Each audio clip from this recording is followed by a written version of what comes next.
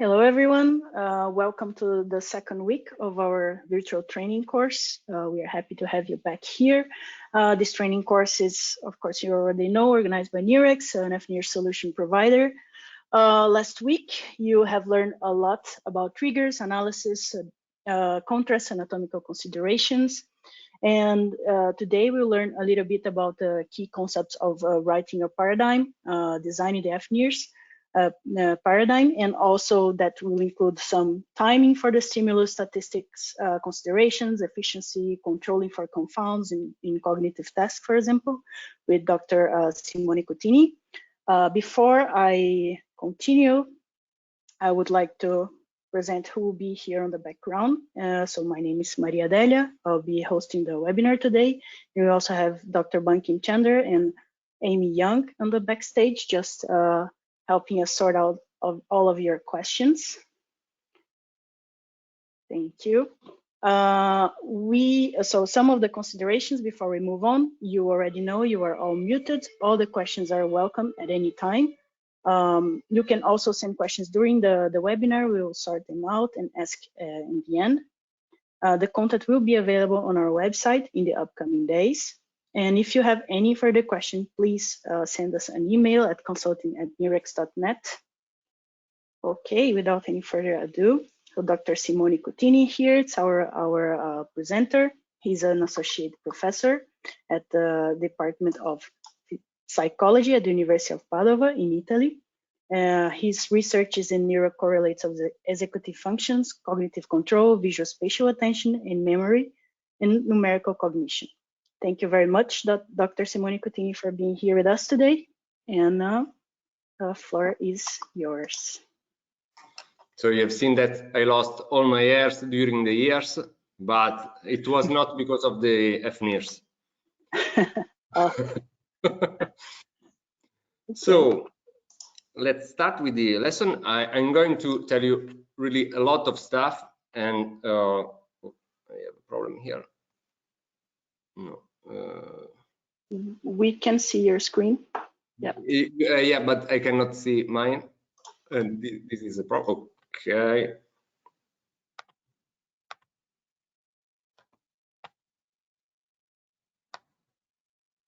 Okay. So. Okay. Good. Let me know if you need any help. I'll be here in the back.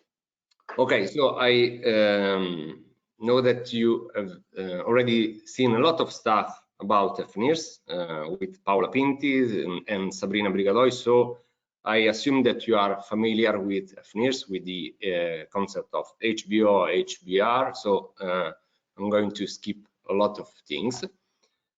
And I'm going to make a brief outline of all the topics that I'm going to talk about. The first one is the probe placement, which is really important. I think that Sabrina already discussed the several probe placement methods. I'm going to talk about the importance of probe placement because I think that in the next years it will be mandatory to use a proper probe placement method in the fNIRS studies. Afterwards, I'm going to talk about the experimental design. So we are going to see the most common experimental designs, and afterwards, I hope that it will be the most entertaining part. We are going to check for some statistical tips and tricks in fNIRS analysis. We're going to talk about multiple corrections, which is really important, and the effect size, which I think that it's a topic which has been severely overlooked in fNIRS, but I think that it's really important. In the last part of the lesson, I'm going to talk about some, in particular, one experiment in which that I'm going to use as an example to show how a slight variation can create a huge confound. So let's talk about probe placement. So first of all, we're going to talk about the voxels, which are the units of fMRI. you know that, of course, the gold standard for brain imaging is the fMRI, but the fNIRS has a lot of advantages in some ways. So a voxel, I want to just do this. Okay. A voxel is a volume element which represents a value in the three-dimensional space, which corresponds to a pixel for a given slice thickness. So each voxel inside the fMRI is identified with the stereotaxic coordinate system. So we have, for each voxel, we have three values, x, y, and z. So the most coordinate system which is used in fMRI is the MNI coordinate system, which stands for Montreal Neurological Institute coordinates. The MNI template is way better than the Talerac Atlas because it's the average of 152 participants. So we have a more average brain with respect to the Talerac template, which is the result of a single woman. I think that she was something like 72 years. So it's not very representative. And there is one very useful tool that I suggest you to use, which is MRIcron, which is freely downloadable. This is the link, and it's really nice because you can navigate through a brain template and you can see the MNI coordinates in an online way. And I'm going to show you this. This is the program, and you can see that if I move the crosshair in the brain, the these are the MNI coordinates. So in the upper left corner of the screen, you can see that they change, and you can see that the x-axis goes from left, so negative value. The first one is the x-axis, so it goes from negative values to positive 1. When, of course, we cross half of the brain, we are going to have positive values. If we the same goes for the y-axis, negative valuus in the visual cortex, positive values when we move towards the frontal cortex and frontal lobe, and we have low values for z, and if we start from the bottom, and high values if we go up. So I strongly suggest you to play with this program, because you can also use the overlay files, so you can see the broadband areas overlaid on this brain. You can have also other templates. This is not the MNI template, this is the Colin 27. This is a guy who was scanned 27 times, so it was a sort of sacrifice. But you can see that the result is really nice because the resolution is incredibly high. So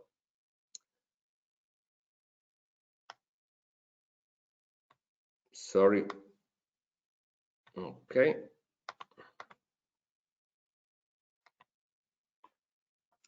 So each voxels, we can see the time course in each voxel. So you can see in this case we have a voxel here and another voxel here, and you can see that the activity is pretty different. So what I want to point out is that we have a different bold response for every voxel. And of course, this is a voxel outside the brain, and here we have just noise. Probe placement is important because in fNIRS, instead of voxels, we have channels. And I think that you are very familiar with the concept of channels, so I can skip this part. Another thing that I want to show you is the difference between the MRI on the left and the fMRI on the right.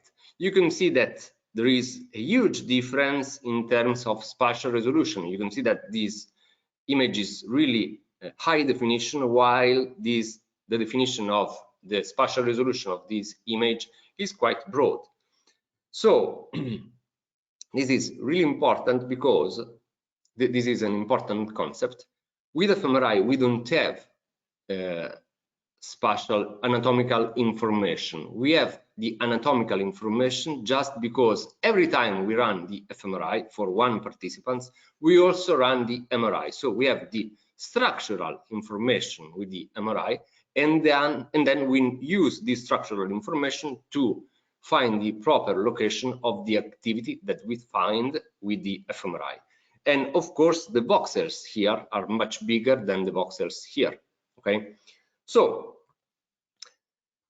we now begin to start some questions. So one big limitation of fNIRS is that it doesn't provide anatomical information. So it creates two big disadvantages because we have a lot of troubles in identifying the active cerebral regions, and it's really difficult to compare the results between studies and across different techniques. The best solution, of course, in terms of precision is to use the individual MRI scan for each participant.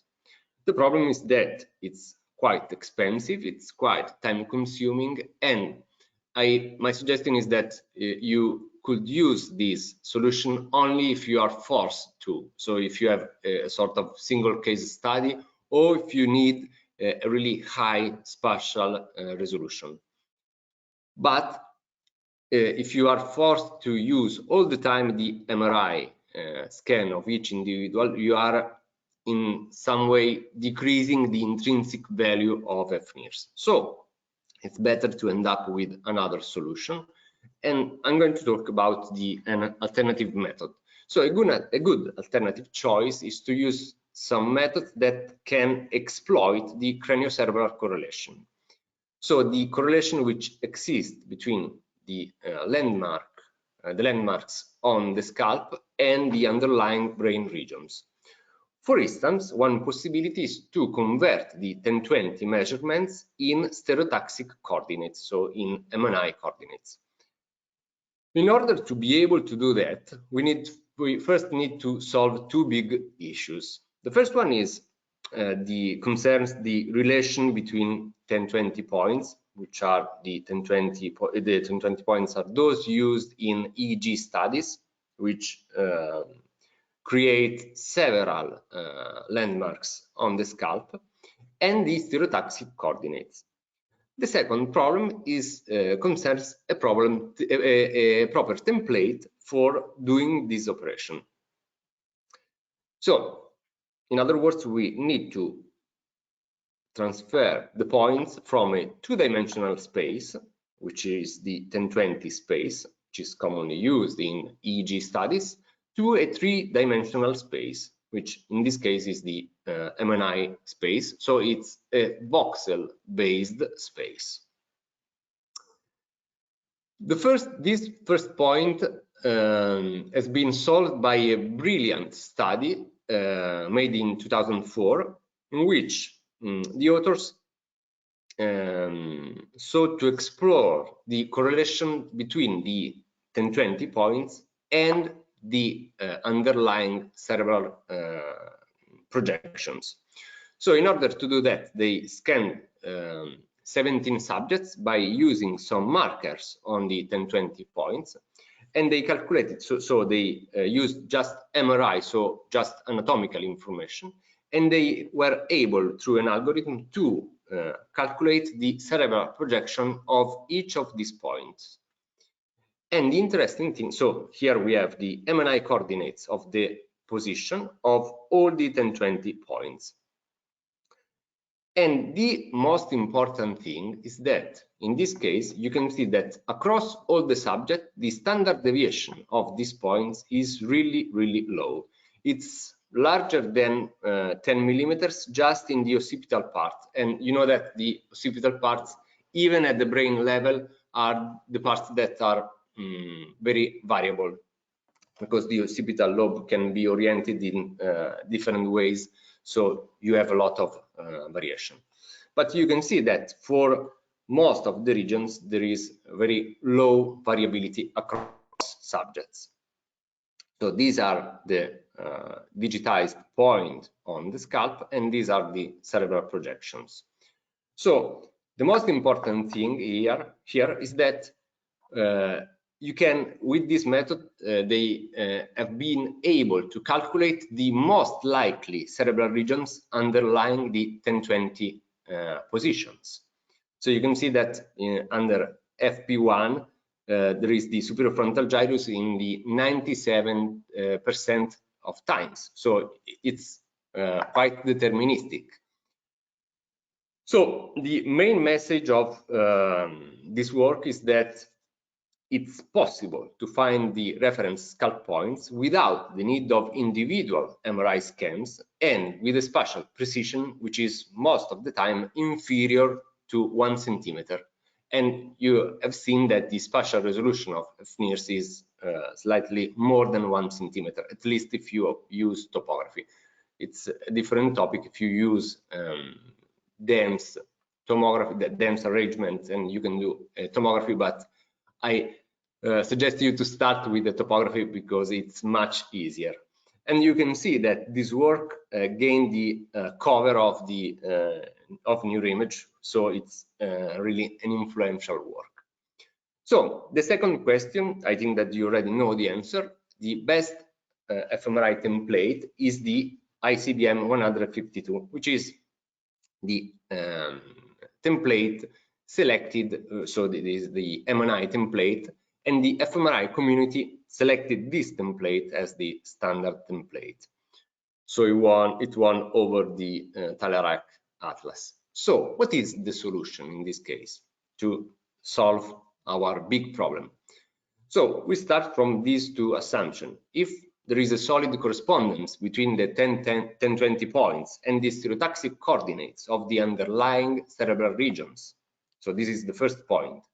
And the second point is, if the fMRI community selected the brain of the ICBM 152 model as a brain template, then we can use the scalp of the ICBM 152 as a scalp template, and we can use the 1020 points to place sources and detectors over specific cerebral regions. How?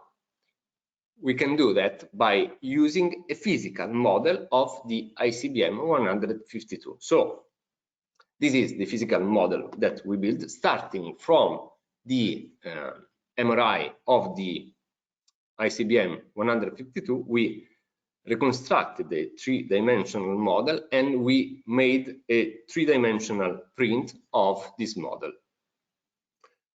So the main idea here is that as the like the brain template of the ICBM 152 is the perfect brain in which that is used to normalize all the other brains in fMRI.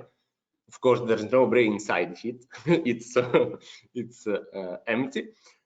We can use the scalp of this template as the best template available. So I'm going to show you, before going on to explain what we did, I'm going to show you a video of 3 minutes about the neuronavigation, which is an important tool for this method, and it's a really important tool in the cognitive neuroscience field.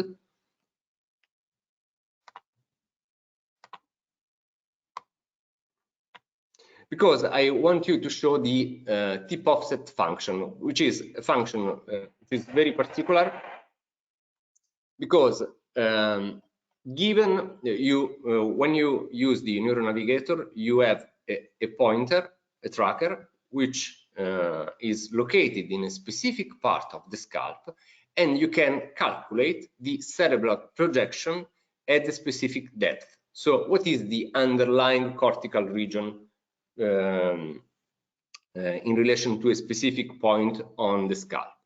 So it's an algorithm that is conceptually similar to the one used by Okamoto in the 2004 study. So there are some instruments that are that have this possibility, which is built in the system. Image-guided surgery has become an essential tool in brain tumor surgery. The head, the skull, the skin does not show us where the tumor is. And in the old days, before image guidance, we would have to make a very large opening in surgery in order to find the tumor. With image-guided surgery, we can take that information, the MRI and the CT, and we can load it into a system very similar to the GPS system you use for your car.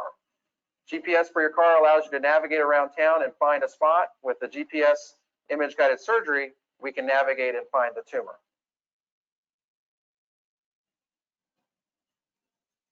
Like GPS, there are some very important components. The first part is the camera.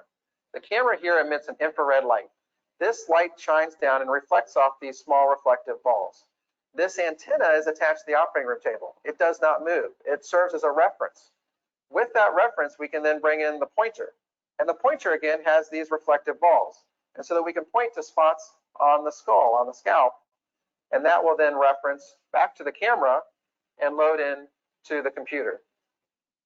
Our image guidance system here shows different images that provide us a three-dimensional picture. So that as I bring the pointer in and the camera sees that pointer, I can find the tumor and find a path that's safe to go into the brain. That way I can make a smaller, safer opening to find the tumor and remove it. In order to use image-guided surgery in the operating room, there are several steps we go through. The first step is actually before you come to the operating room, and that's the MRI that you get to diagnose the tumor. The MRI is done ahead of time, and sometimes we'll place these little spots, what we call fiducials. These fiducials are markers that can then be seen on the MRI and can be used to register into the computer. The next step is registration. And this is the step where we're going to bring the patient to match the 3D data from the MRI. The first step in doing this is to register the fiducials, the markers that were placed at the MRI. And we do that by pointing to the fiducials with our pointer. The camera sees the pointer and the antenna and matches those in the 3D map. Another way that we register the patient is by using the surface anatomy of the skin. Using this device, the camera can see the surface anatomy. And it takes multiple spots that you can see filling up on the scan there to obtain an accurate registration. Once that registration is obtained, we can then navigate to find the tumor. Now that we've registered the patient, we can use our GPS to find the tumor, and we can navigate and map out the tumor on the scalp so that I can make the smallest opening possible. This allows me to perform my craniotomy. And nowadays I can make the smallest opening into the bone to allow me to work into the brain, find the tumor, and remove the tumor. Now here I am in surgery, removing. Okay, I'm going to skip this part because it might be quite gruesome, but I think that you, I hope that you understood the concept. So the if you have seen the video, you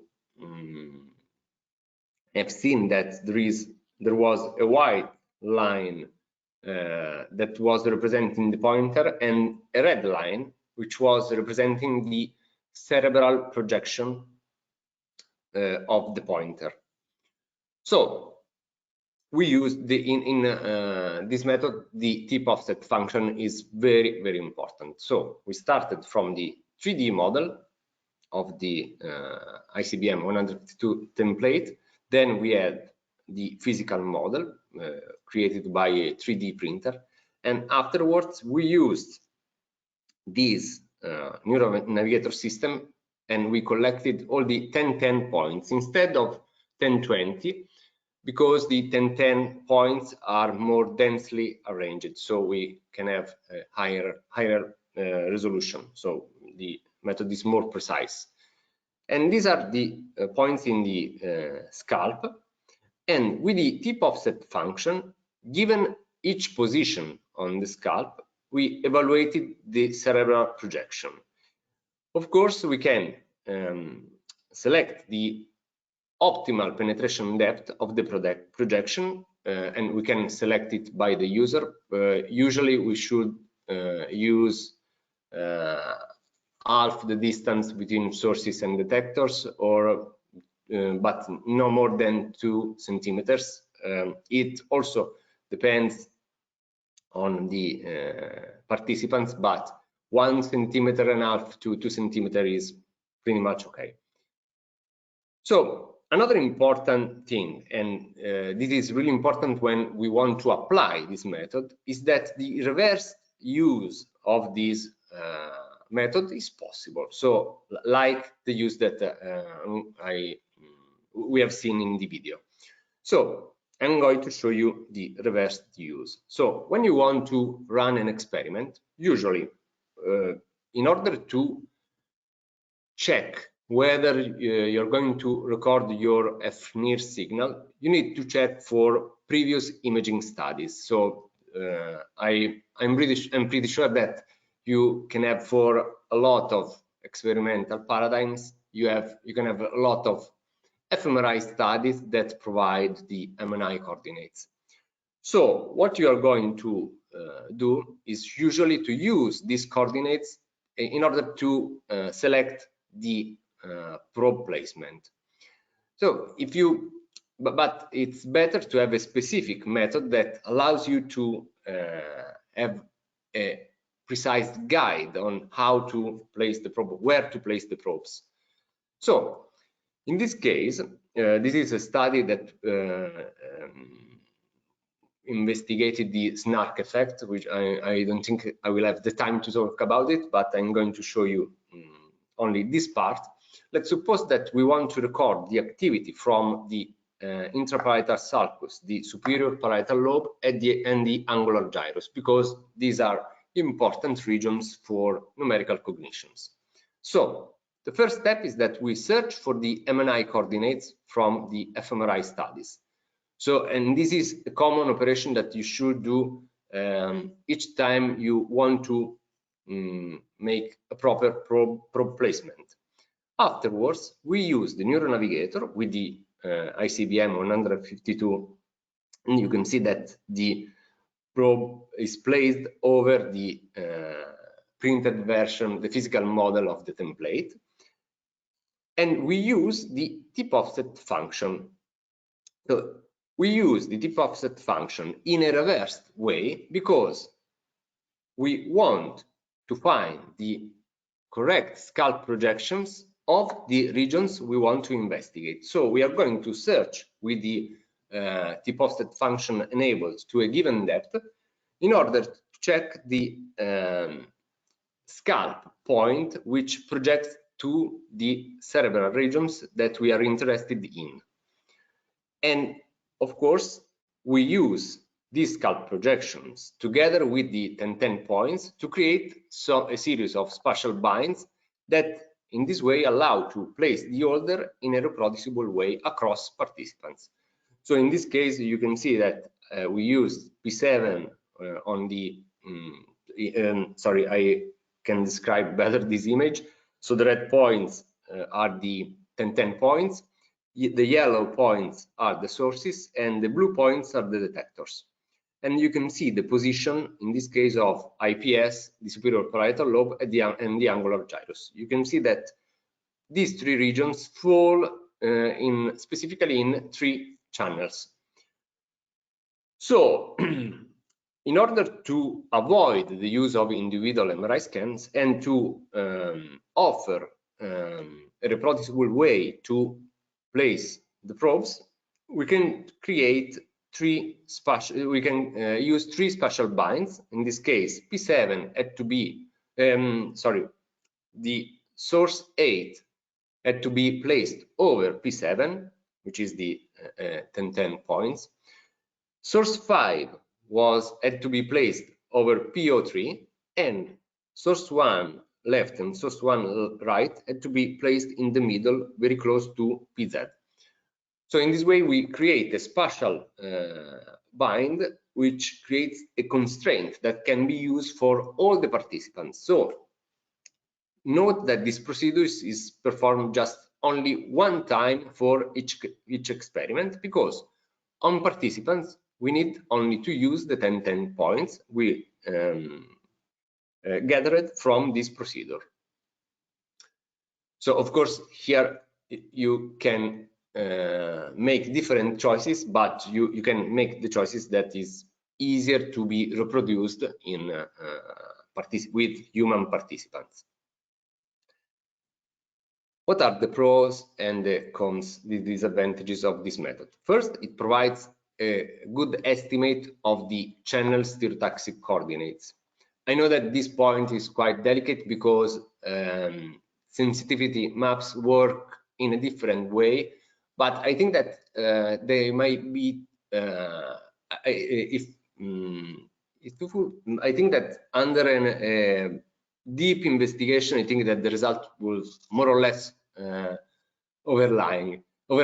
So I don't know if this is a real big problem.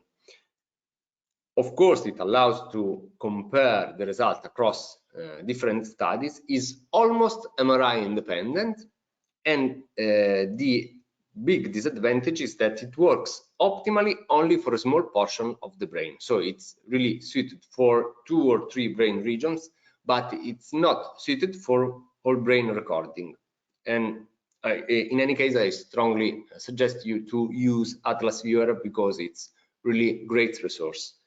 And it's not suited for whole brain recording because the error that you're doing here, so close the error that you're doing in terms of precision, when you are close to the spatial binds, is pretty low. But as soon as you move far away from this spatial bind, the error is going to get bigger.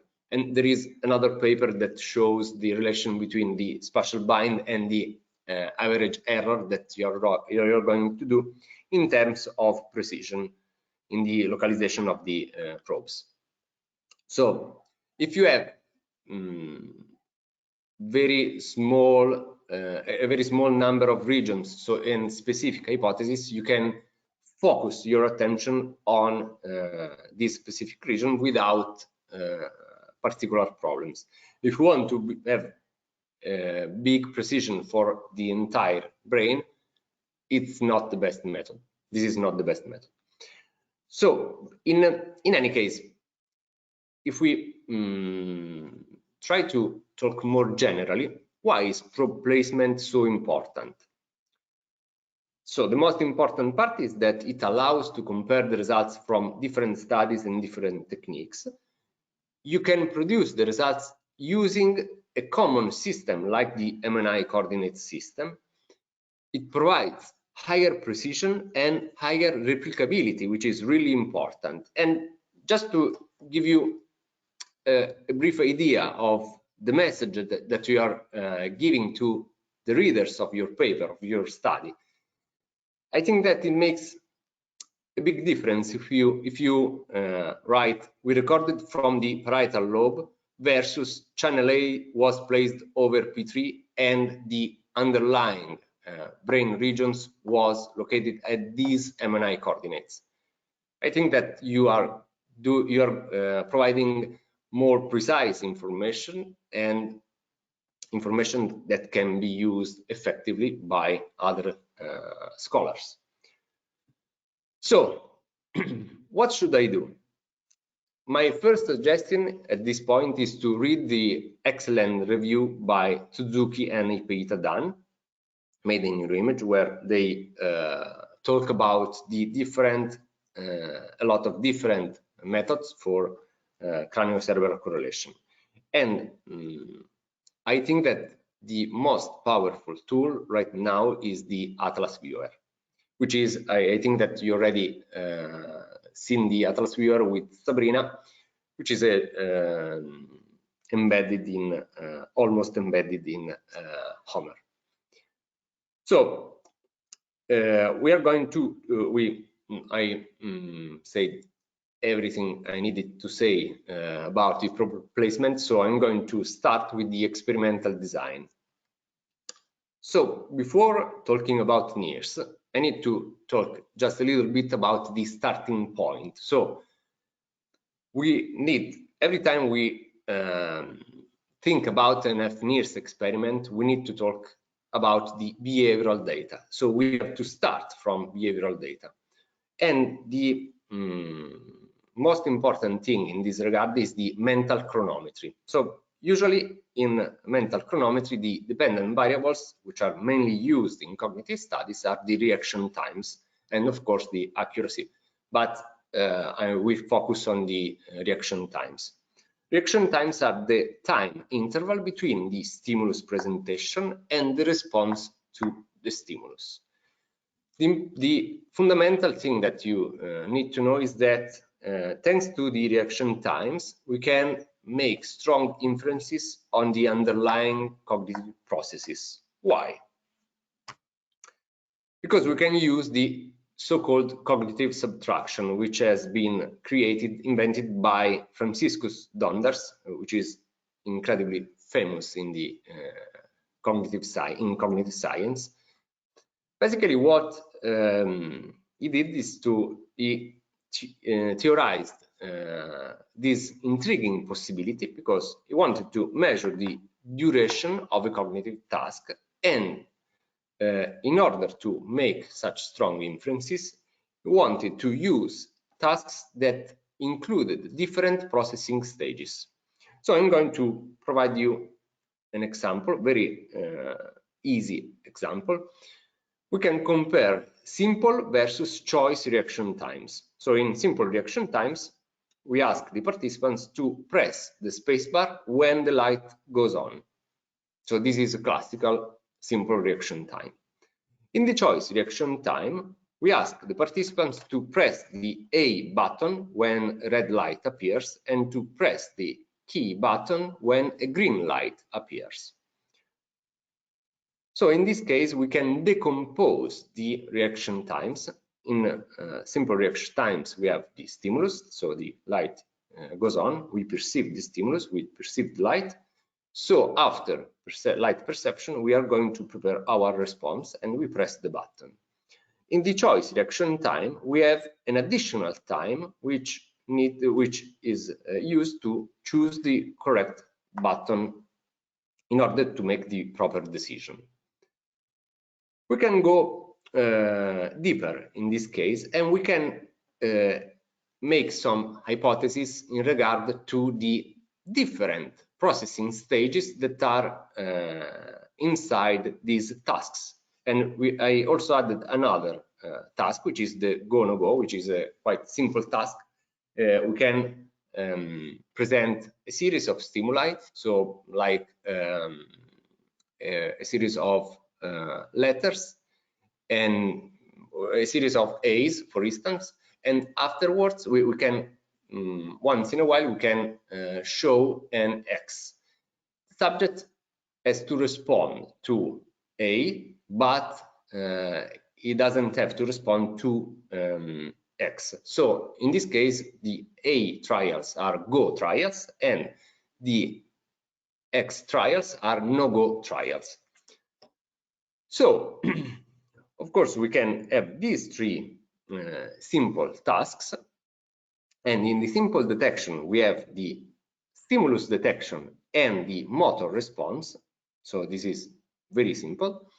We have the choice reaction. We have seen before this task. In this case, we have the stimulus detection. We have the stimulus discrimination because we can have a green light or a red light, and we need to discriminate the stimuli in order to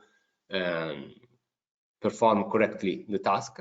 Then we have the response selection, because if the light, you can see here, if the light is red, we have to press the A button. If the light is green, we have to press the K button. So we have two processing stages more with respect to the simple detection time. And in the go-no-go, we have just the stimulus discrimination. We have stimulus detection, discrimination, and then motor response. Because in one case, if it's a go trial, we have to perform a motor response, but in the no-go trials, we have to withhold our response. But we don't have a response selection in this case. So what is the main idea underlying the cognitive subtraction? is that we can make a lot of inferences by subtracting the reaction times that we collect in these different tasks. So if we subtract the reaction times in the task B, in the choice reaction time, and the reaction times in the go-no-go task, we obtain the time needed to perform the response selection. At the same time, because you can see that there is just the only difference between these two tasks is the response selection processing stage. For this, in order to have the time needed to have an estimate of the time needed to make the stimulus discrimination, we can subtract the reaction time observed in collected in simple detection by the reaction time obtained in the go-no-go task.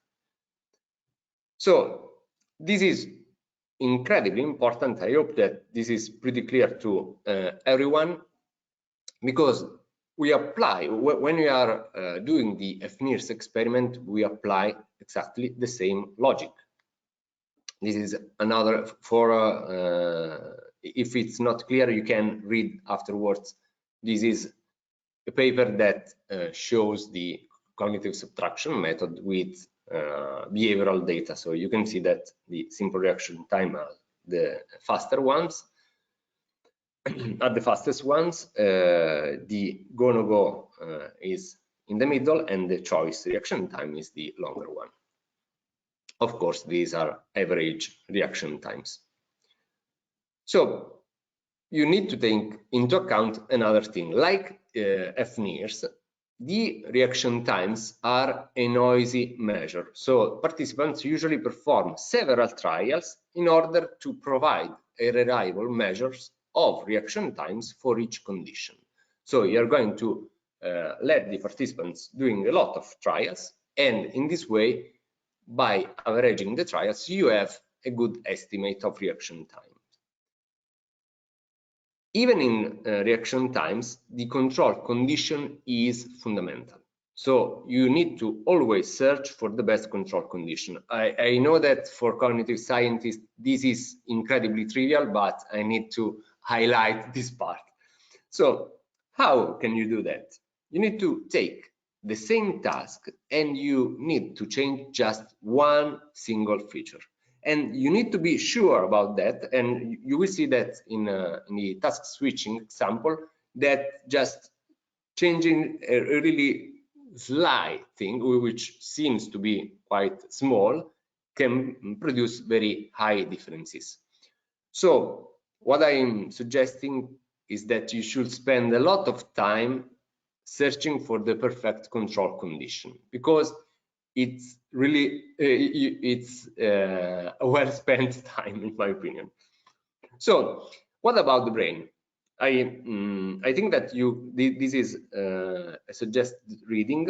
Posner is really famous in the field of spatial attention, and he wrote this nice comment, a primer, in which he explained the relation between the mental chronometry applied to neuroscience. So as for the reaction times, and you have seen the logic behind the mental chronometry, we can apply the same logic for fNIRS data. So cognitive subtraction can be applied to neuroimaging data. Of course, I made a really simple example. We can complicate a little bit things. So in this case, we have the performance of participants during a magnitude comparison task. They had to judge whether a number was smaller or larger than 5, and we can use they could use left hand or right hand, and they can the stimuli were Arabic digits or spelled numbers. You can see that there are several effects here. You have a big effect of hand. Left hand are slower than right hands. These are the reaction time, of course. You have another big effect, which is the format of the stimuli, because spelled numbers are elicit longer reaction times with respect to Arabic digits. And you can also see an effect of numerical distance, which is really intriguing. Close numbers, so numbers that are close to the reference numbers, like 4 or 6, are trigger longer reaction times with respect to far numbers like 1 or 9. So this is really nice effect, but I cannot, I don't have time to dig deep in details about this. I just want to show you, I want to show you that we can make things a little bit complicated, but the logic remains the same.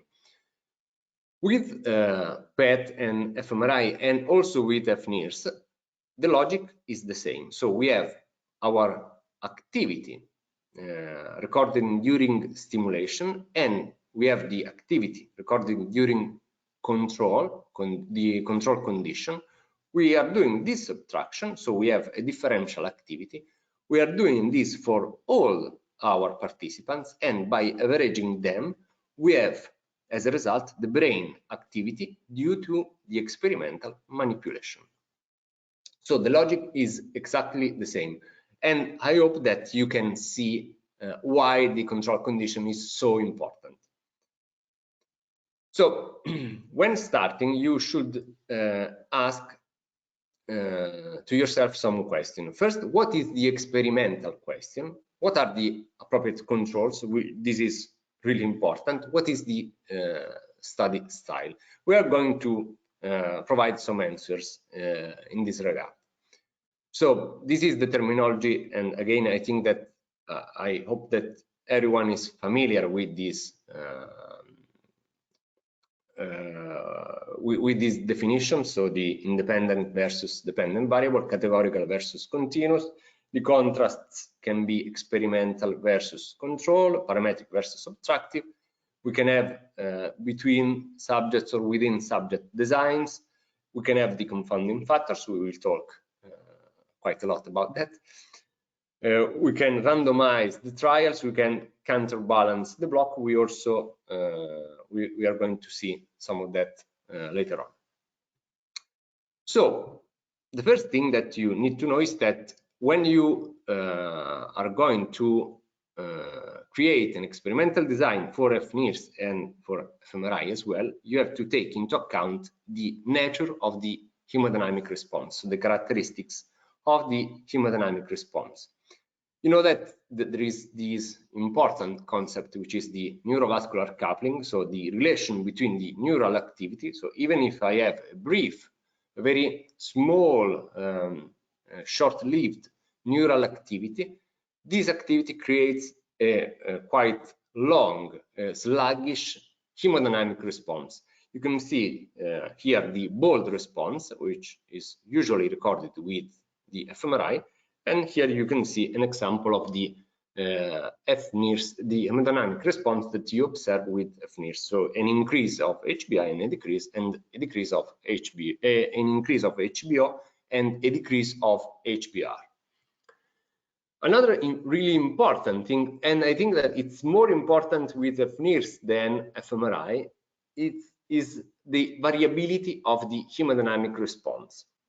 You need to know that there is much more variability between subjects than between sessions for the same subject. So if we record the in the same task different subject, you can see that the hemodynamic response is of course there is some aspect in common, but there is a lot of variability. While if we record the same subject for the same session only in different sessions, you can see that there is really small variability. Although there is some variability across sessions, but this variability is markedly less than the variability between subjects. Now, this is more important for fNIRS because usually with fNIRS the temporal resolution is pretty higher than the temporal resolution that you have with fMRI. So we can make bigger mistakes with the higher temporal resolution offered by the fNIRS if you, for instance, want to model the hemodynamic response with the same function for all the participants. So this is just something to keep in mind. Probably you already discussed about this topic with Paola. Another really important aspect concerns the ISI, which is the interstimulus interval. ISI is really important for virtually all experimental designs.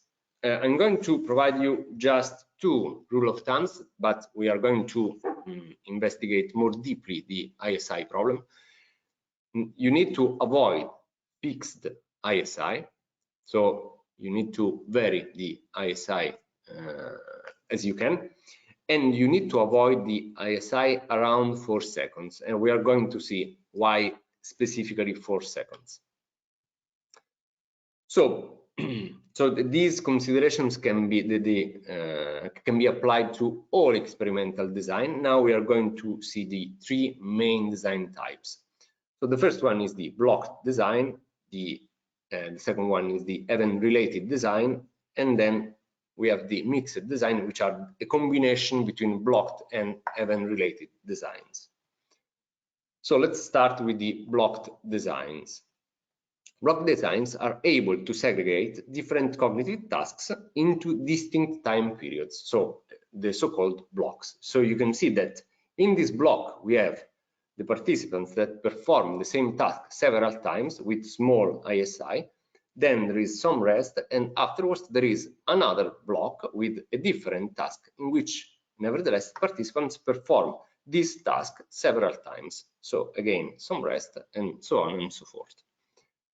We can have loose versus tight block design. So we can have task A, then some rest, then task B, then some rest, then and so on and so forth. But we can also have task A, then some longer rest, then task B, then some longer rest.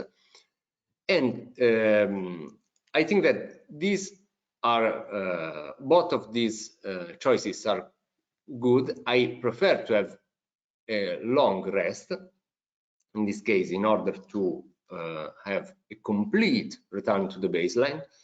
But what you should avoid is to the so-called super loose block design, in which you have one task and just one contrast with the baseline.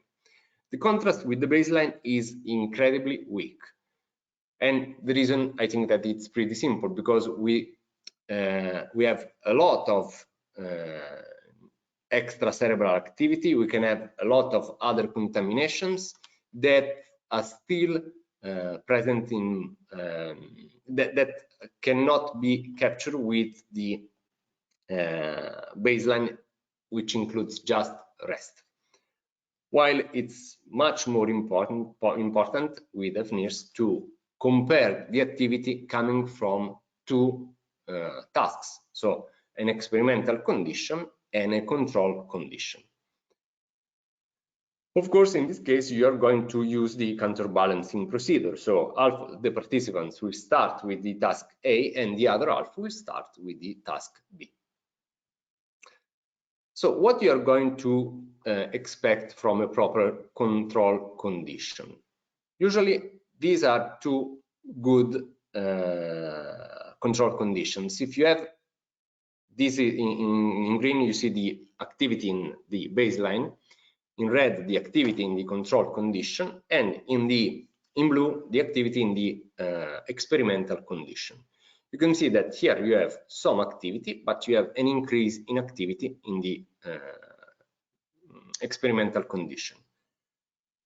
A decrease is also good, because let's consider what might happen with the HBR. So if you have a decrease, but a bigger decrease, a decrease in the control condition, but the larger decrease in the experimental condition, it's good as well.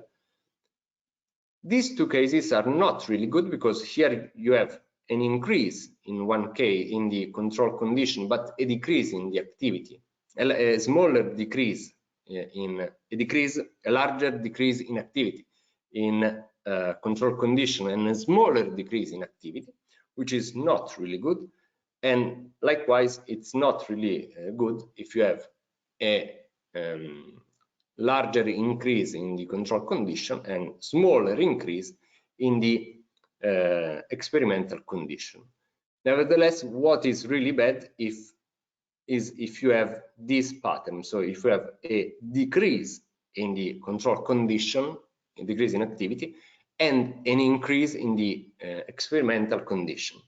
My guess is that in this case, control condition and experimental condition are incredibly different, and the difference is too much to provide a strong inference. And probably the problem resides in the behavioral part of the study. So we need to take into account the fact that sometimes the mistake in the behavioral approach can be exacerbated by looking at the fNIRS data. Can be amplified when you look at the fNIRS data. So another problem concerns the baseline. So you already know my opinion about the baseline. I think that it's a weak approach. You can use the baseline at your advantage, but it's not useful to make a proper comparison. So what you see here is that different areas in the brain may have different baselines. So this, of course, can create can be a serious issue. So you need to take into account this fact, and it's better to calculate, if you want to calculate the baseline, it's better to calculate the baseline before each task onset. In this way, you have a perfect, an optimal reference for with regard to the activity that you are going to record during the task, instead of calculating a big baseline, which is not really meaningful. So I strongly advise against calculating the baseline at the beginning of the task and then discarding all the other possible changes that you're going to observe in the baseline. So we can have different types of block design. One example is task A versus task B. So in task A, you squeeze your right hand. In task B, you squeeze the left hand. In this case, you are allowed to distinguish differential activation between these two conditions. If you use just these two tasks, you are not allowed to identify the activity common to both tasks. So in this case, you will need a control task. You have this is the weak example. So you have the task A versus no task. So I think that this is not really optimal. The example might be squeezing the right hand versus resting. And in this case, you can, if you compare the two activities, you can show the activity associated with the task, but, and this is a big problem, you can introduce unwanted results if it's not matched properly. But again, it's, if you use a real resting condition, it's almost impossible to match properly a baseline condition against an experimental condition. That's why you need a control condition if you want to make a strong inference. Even if you do that, one example in this case would be if you acquire the signal in the resting phase with the eyes closed, but in the task you have the eyes open. So even in this case, if you have this difference is going to produce a big change in the data, apart from the fact that it's not advisable to use this comparison to make a strong inference. There is another aspect which is really important and you need to take into account when you use block design. So everyone assumes that the responses, the bold response and the fNIRS response is linear. So in this case, this is a quite old experiment in which the authors stimulated for 1 second with very brief intervals. So we had, in this case, the stimulus duration, which was 1 second, and the interstimulus interval, which was of 2 seconds. And you can see that the activity seems to add up quite linearly. Although it's not perfectly linear, it's a good approximation. So I think that this is quite good for block design. Nevertheless, I'm going to show you something that is not, I think that you cannot take for granted that this happens all the time. And there is also another problem. So, of course, you can have an increase if you let the subject perform several trials in a small amount of time. But what happens is that after 10 seconds, the summation of responses results, of course, in a larger signal, but then it reaches a plateau. So after 10 seconds of stimulations, the hemodynamic response reaches a plateau, and it's not able to increase its amplitude anymore. And this, of course, is really important, because it means that you should not, it's not very efficient to use, for instance, a stimulation that of 30 seconds, because after 10 seconds, you can see here that these are 1 second stimulation, 5 second stimulation. This is the activity which is elicited by 5 second stimulation, 10 seconds, and you can see that after 10 seconds, you have the same amplitude, but you have just this tail of the hemodynamic response, but no further increase in amplitude. So my suggestion is not to use blocks that are longer than 10 seconds, of course. So this is a big rule of thumb and pros and cons about the length of blocks. So you need to balance out a lot of different aspects. So on one end, the longer block allow for stability of extended response, but the hemodynamic response saturates following extended stimulation. So as we have seen, after 10 seconds, the activation reaches a plateau. Many tasks, nevertheless, require extended intervals, but brain processing may differ throughout the task period. This is an important thing that I'm going to talk a little bit about this point. Shorter block lengths move your signal to higher temporal frequencies. So in this way, we can stay away from the low frequency noise. I think that you're familiar with the Meyer wave, which is the biggest fear for what concerns the systemic contamination. If you're not familiar with the Meyer wave, the systemic oscillation physiological components, let me just ask me some question at the end of the lesson.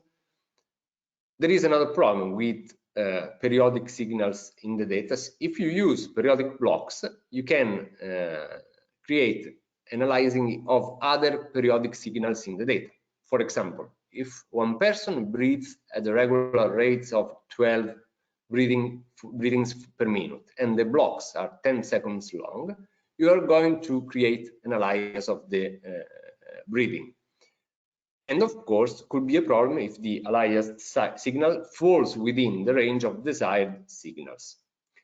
Another important thing is that using periodic blocks can create anticipations. If after 3 minutes the subject you use the periodic blocks, after 3 minutes, subject can guess that at the precise time X, there will be the onset of a given block. And this is bad because it's a strong anticipation of the task. So as a main rule of thumb, try to avoid all the stimulation frequency that fall within, before running the experiment, that fall within the range that is usually filtered out by the data processing. I think, again, that this is pretty trivial for engineers, but it's important to remark this point. So what are the limitations of blocked design? And this is a consideration that has a more cognitive nature, but I think it may have a strong impact on how you design the experiments. So we already know that a poor choice of conditions and baseline may preclude meaningful conclusions.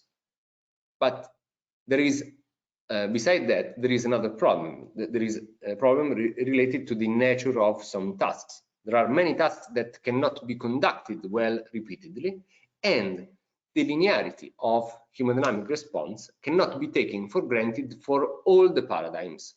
And this is really, really important. I think that for most of the cognitive paradigms, it's really optimistic to think about that the hemodynamic response adds up linearly with very small, very short ISI. I'm going to provide you an example, a very simple example. If we perform the same task 10 times in a row in a short amount of time, it's very likely that we have the so-called habituation. So it's very unlikely. Just consider the first trial of the block and the last trial. And it's very unlikely that the last trial will trigger the same hemodynamic response of the first one. And the first, beside the habituation, it's also true that when participants see the first trial, they can predict all the other ones. So all the other trials are easier. And of course, there is also habituation. So, of course, there is no clear evidence. The answer in all the cases, it depends. But I think that you should try to optimize the time spent in the experiment with and balancing with the possibility of habituation and the possibility that you might end up with big difference with a big difference between the same trials, different trials across the same block. So what I'm trying to say is that in this case, if you perform the same task 10 times in a row, the last trials are probably the less useful because they are going to elicit a smaller hemodynamic response than the first ones. There is another problem, and this is also related to the proper baseline condition. There are some experiments in which the activation in baseline can be greater than the activation that you find in the task conditions. Of course, we can make a lot of speculations in this field, but I want you to draw your attention to the idea of baseline and resting mental processes. So we can do, during rest, we can do a lot of stuff. We can gather the information about the world around us. We can have self-awareness. We can do an online monitoring on sensory information, or on the other end, we can make a lot of daydreaming. And there are a lot of studies. I think that all of you in some way have heard about the functional connectivity studies. So these are studies in which the aim is to find a neural circuitry which is functionally connected. So if there is a region which is activated, then after some time there is another region which is going to be active. And there is the collection of resting state brain processes, which is often called the default mode network. There are a lot of studies. There is also a really nice high density study on functional connectivity. And here, what I want to show is that you can have very strong activity in this case, even if the participants are not doing anything. So they are resting, but they have a really big activation of different brain regions. So this is another reason why you should be very careful when you use the baseline as a stringent control condition, because of course it's not. So I'm going to move slightly forward, and in order to introduce the event-related paradigm, I'm going to talk about the temporal limits of stimulus, of the stimuli that can be detected. There are a lot of fMRI studies, less studies for fNIRS, but I can say that more or less, I think that the results will be more or less the same. You can see that this is the bold response to a stimulation of 1 second. This is the bold response to a visual stimulation of 100 milliseconds, and this is the bold response of a visual stimulation of 34 milliseconds. So the difference is that we have this stimulus can be detected, so this activation can be detected.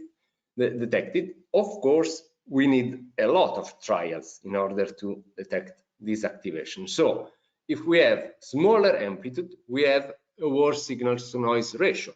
So provided that we have enough trials, we can detect even very small activities. So, and the sentence that I usually use, with enough averaging, anything seems possible. So, can we do the same thing with fNIRS? Yes, of course, if we use the event-related designs. So, in event-related design, we associate the brain processes with discrete events, which may occur at any point in the fNIRS recording session. With respect to the block design, in which we are going to observe a sustained activity, in event-related design, we are going to observe a transient hemodynamic responses. You can see that in this case we observe we administer to the participants a phase, in this case a tool, another phase, and another tool. And we can observe the differences in the activity elicited by these different stimuli. Why we should use the event-related design? Well, the fact is that some experimental tasks are naturally event-related. It allows studying the effect that happens within trials. It improves a lot the relation to behavioral factors, because, as I told you, the behavior changes within blocks may be masked. And this is another non-trivial part. It allows for a simpler analysis, so we can do selective averaging or using general linear models. So the simplest analysis that we can do is to average the same condition across trials in order to have the typical activity that we are going to observe in response to a specific stimulation. Of course, we can sort all the trials into common groups, like for the behavior or a physiological measure. We can easily reject outliers. If there is a trial with a movement artifact, we can discard the outlier, the trial. If we have a lot of trials, this is not a problem. Also, in this case, we have to we need to note that the periodic single trial designs are not optimal. So we have stimulus events that are presented with long ISI, but the ISI is the same for all the throughout the entire task. Also, in this case, this is quite bad. I strongly suggest against the fixed ISI in event-related paradigms, and now I'm going to show you why you should avoid the 4-second ISI. So in this slide, I'm going to show you the trial spacing effects. So if we use the periodic designs with 20 seconds, in this case, you can see that we have a lot of time for the hemodynamic response to come back to the baseline. The same is more or less true for a ISI of 12 seconds. It might be a problem if we test specific clinical population which might have a delayed hemodynamic response. But we have some problems if we use 8 seconds, because you can see that the hemodynamic response has not come back to baseline for 8 seconds. So we have smaller variability. Of course, we can still analyze this data by using the convolution, which is quite complicated. But of course, we have some less variability with respect, less possibility to investigate the hemodynamic response in its entire shape, and we need more complicated analysis. The worst scenario is when we use 4 seconds for our ISI, because in this case we have a really small variability, and it's really hard to model the hemodynamic response in this case, because we are basically at 4 seconds, we are around the peak of the hemodynamic response, and so there is very small variation due to our stimulation. And so this is really bad, because you are going to have very hard times if you want to find a significant modulation between two different conditions. So the idea is to try to maximize the amplitude of the response that you're going to observe, and not spend 1 month to record one single subject. So you need to find the proper balance between these two aspects. There is a really nice paper from Bandettini and Cox. They tried a lot of different combinations between stimulus duration and ISI, and they found the corresponding time course of the bold signal in this case.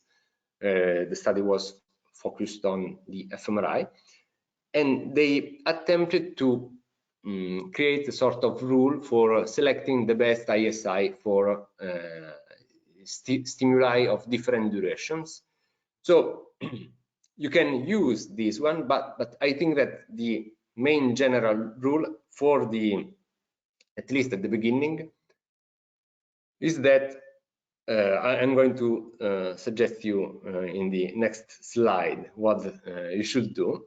I'm going to make this is a little more technical, but it's quite important, because the main limitation, when you hear from other people talking about the event-related paradigm, especially fNIRS users, the main complaint is that they say that event-related paradigms elicit a very small response.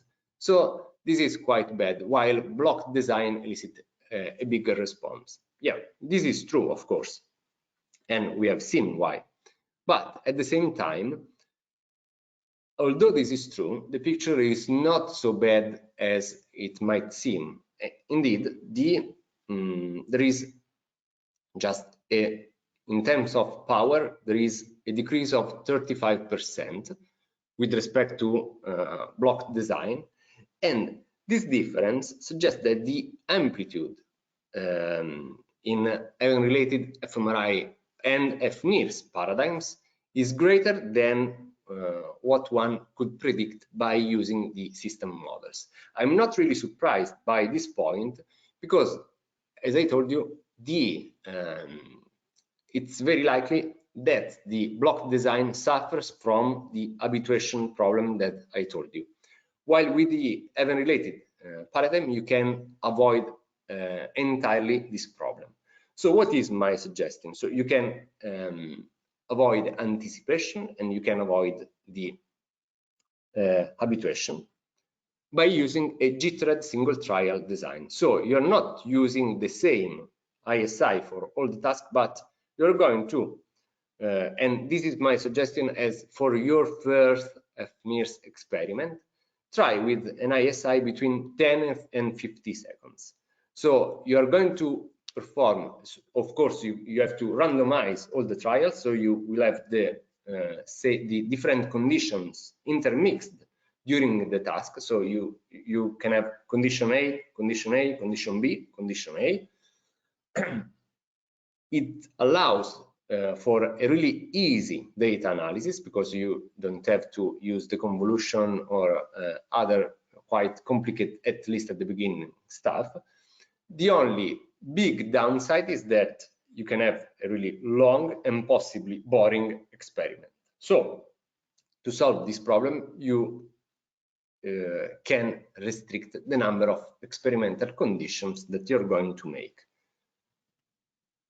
Again, this is another figure that shows how you should avoid the use of constant ISI. You see that the efficiency, if you use jittered ISI, and this is true also for the block design, not only for the event-related design, you should always use jittered ISI.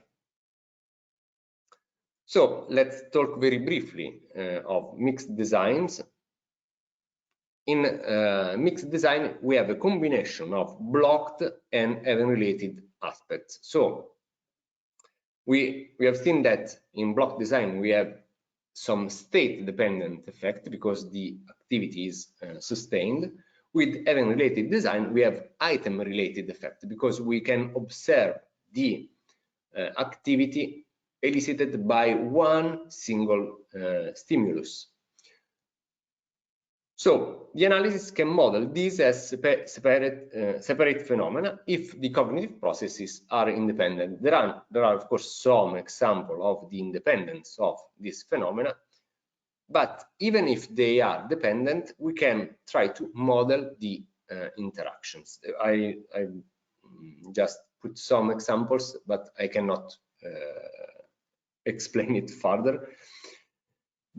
Basically what you are doing in mixed design is that you have one block, big block with task 1 and another block with task 2, and you expect a sustained bold response in or fNIRs response in some areas.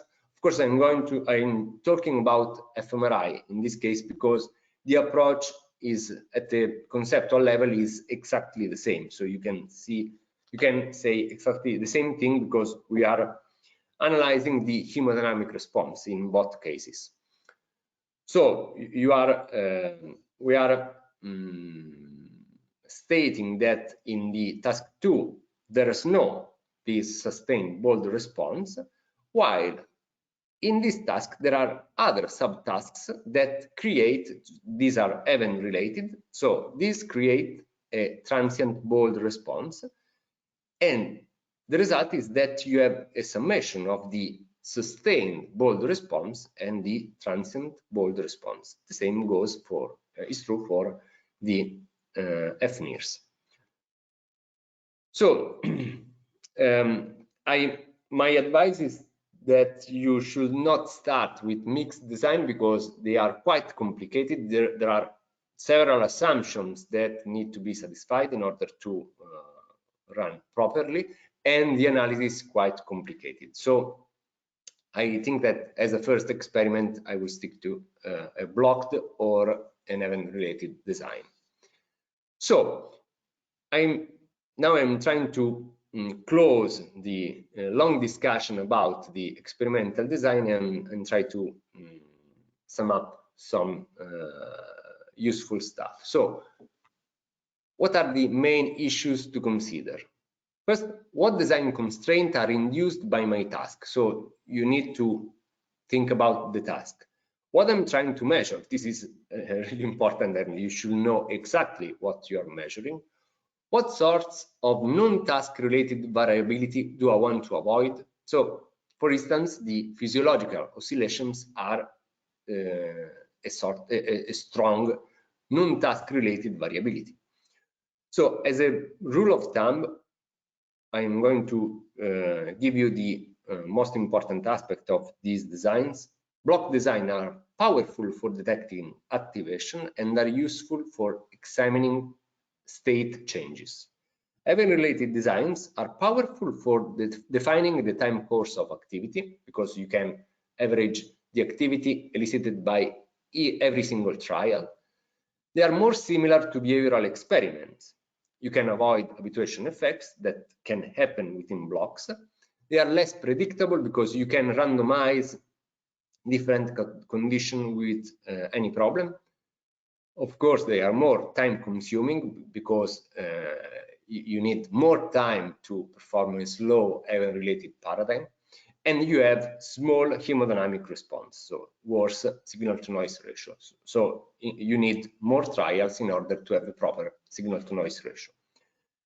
In mixed design, you have the best combination of detection and estimation, but the analyses are much more complicated, and again, you need to make some assumption, which I think that might be quite troublesome at the beginning of your studies.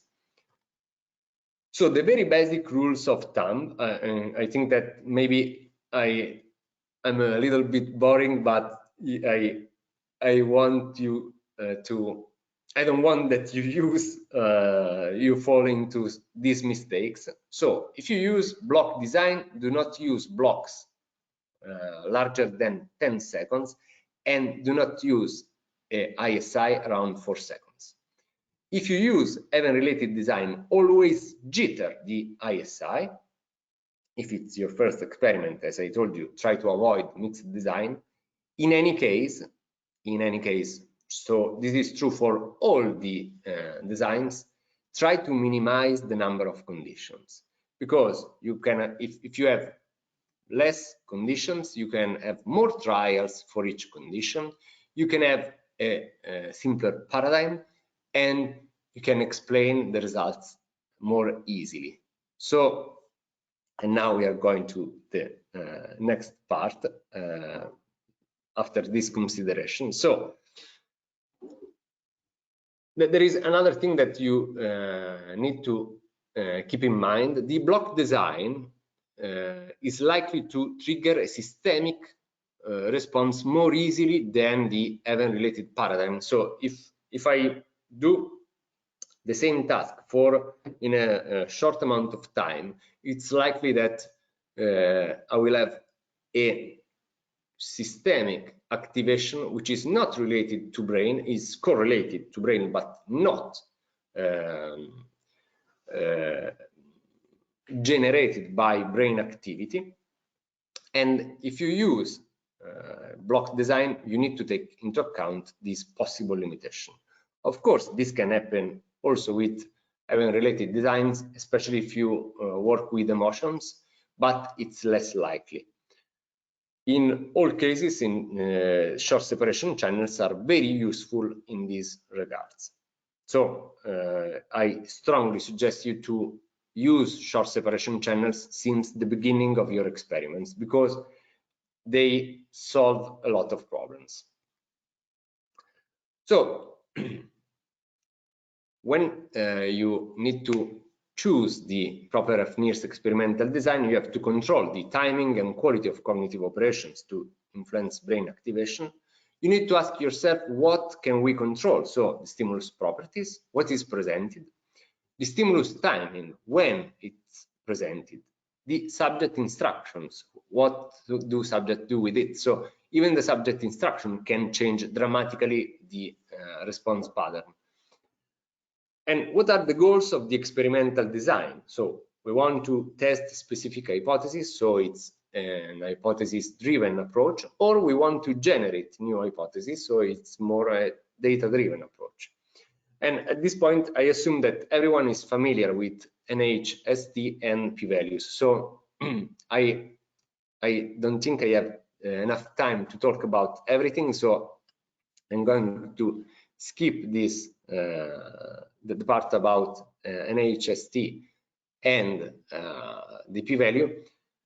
If you are not familiar with this part, I strongly encourage you to fill this gap, because it's really important to have a solid background about the statistical testing. So these are anyway some slides that can help you in this topic. So, and I'm going to talk about the statistical tips and tricks. So the most important thing before starting the experiment is the following one. So you should try your best to plan all the statistical analysis that you're going to make, even before starting the experiment.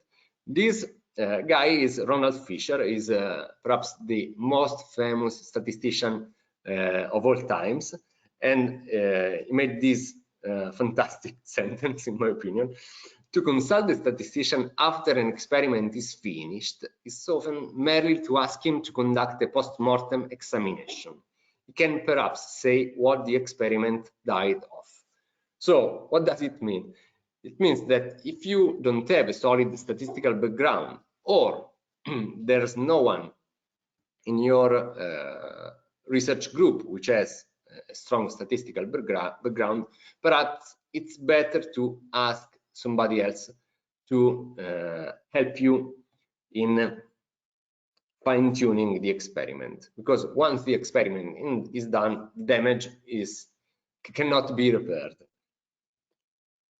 So what is after this question? There is another question, which is the question that should drive all the following questions. What is the experimental paradigm? So you need to always start from this point. And the following question that everybody asks is, how many participants? Now, there is just only one answer. I know that you have seen a lot of fNIRS studies with 10 participants or something. I did some experiment with slightly more than 10 participants, but I don't think that it's proper right now. With all the knowledge we have, I don't think that it's a good choice. So you need to search for the effect size. But first of all, what is the effect size? So the effect size is a measure of the magnitude of the experimental effect. The most common value that is used is the Cohen's d, which is evaluated by subtracting the mean of one group to the other one, divided by the standard deviation, the pooled standard deviation of the two groups. So what does the effect size tell us? Basically, it tells us how big the difference is in relation to the variability. So the value of 1 indicates that the two groups' means differ by 1 standard deviation. So the value of 1 is really big, because the difference of 1 standard deviation is pretty amazing. So if you find an experimental topic with an effect size of 1, you should be happy about that.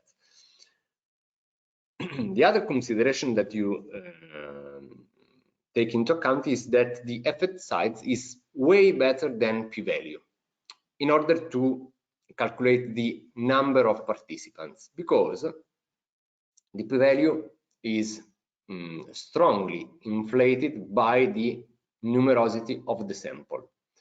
This is another description which explains this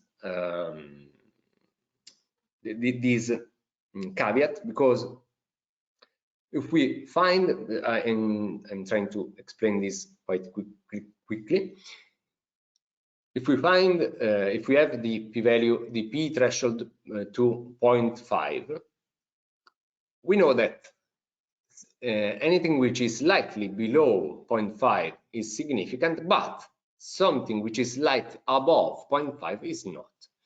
And there is also another really big problem. Even the most trivial effect, so a really tiny difference between the means of two groups, is going to become statistically significant if you test enough people. So even a difference which is statistically really trivial. So if I have a small difference between two groups, and this difference is not significant when I test 100 people, this is, of course, a rhetorical question. Should I suddenly get excited about exactly the same difference if after testing 1,000 people, I find that it's now significant? The answer is probably no, because if it's a trivial effect with 100 people, it's still a trivial effect with 1,000 people. If you're not convinced about that, while the effect size remains the same, this is the main point. If you're not convinced about that, read this really brilliant paper, the heart is round p minus 0.5 by Cohen.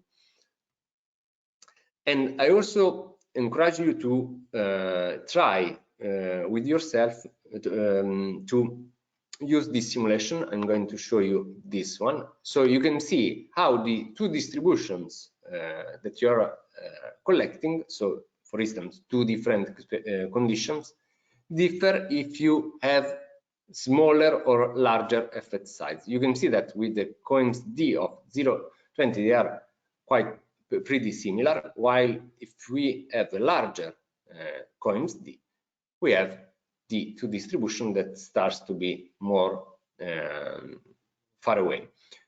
So in order to address our questions, why why I'm talking about effect size when I have to select the number of participants? And there is another problem. Usually fNIRS studies do not report the effect sizes. Right, I totally agree with you. This is a problem of the fNIRS studies. So start checking the behavioral effect size, and the behavioral effect size is known for almost all behavioral effects. Search for a meta-analysis and consider, starting from this point, consider that the fNIRS effect size is likely to be smaller than the behavioral one. In the best case, they might be similar, but it's likely that it will be smaller. So as a rule of thumb, do not test 10 participants. Do not test less than 25 participants, but more is better. Try to replicate a behavioral study with fNIRS. So do not insert huge variation in the paradigm when making the transition from a purely behavioral study to a fNIRS study. If you want to be more precise, so if you want to know, yes, okay, I need 62 participants, you can use G-Power, which is an app that allows, given a specific effect size, to the number of conditions and all the other aspects of your study, you can have an estimate of the sample size that you need in order to have a specific power. When I talk about power, it means the possibility to observe a significant effect when the effect is present. Also, in this case, use few conditions. So do not let the experimental paradigm explode because you are doing an fNIRS study, so you get overly excited and you want to investigate a lot of stuff. Please read also this nice paper, which explains the power failure, so why small sample size undermines the reliability of neuroscience. There is a lot of interesting stuff in this case. And this is another suggestion. So what if I get a p-value of 0.56? I'm going to tell you what you should not do, first of all. So you don't have to fall in this trap in which you test one more subject, then reanalyze the data, then if the p-value is not significant, you test another subject and reanalyze the data, because this is very, very bad. And I'm going to show you in the next slide why it's so bad. If you test 30 participants and the effect is not significant, add at least 10 or 15 participants, then reanalyze the data. But you have to decide before the subsequent analysis how many participants you are going to test. And we come to the last point of the statistical tips and tricks, which concerns the multiple comparisons.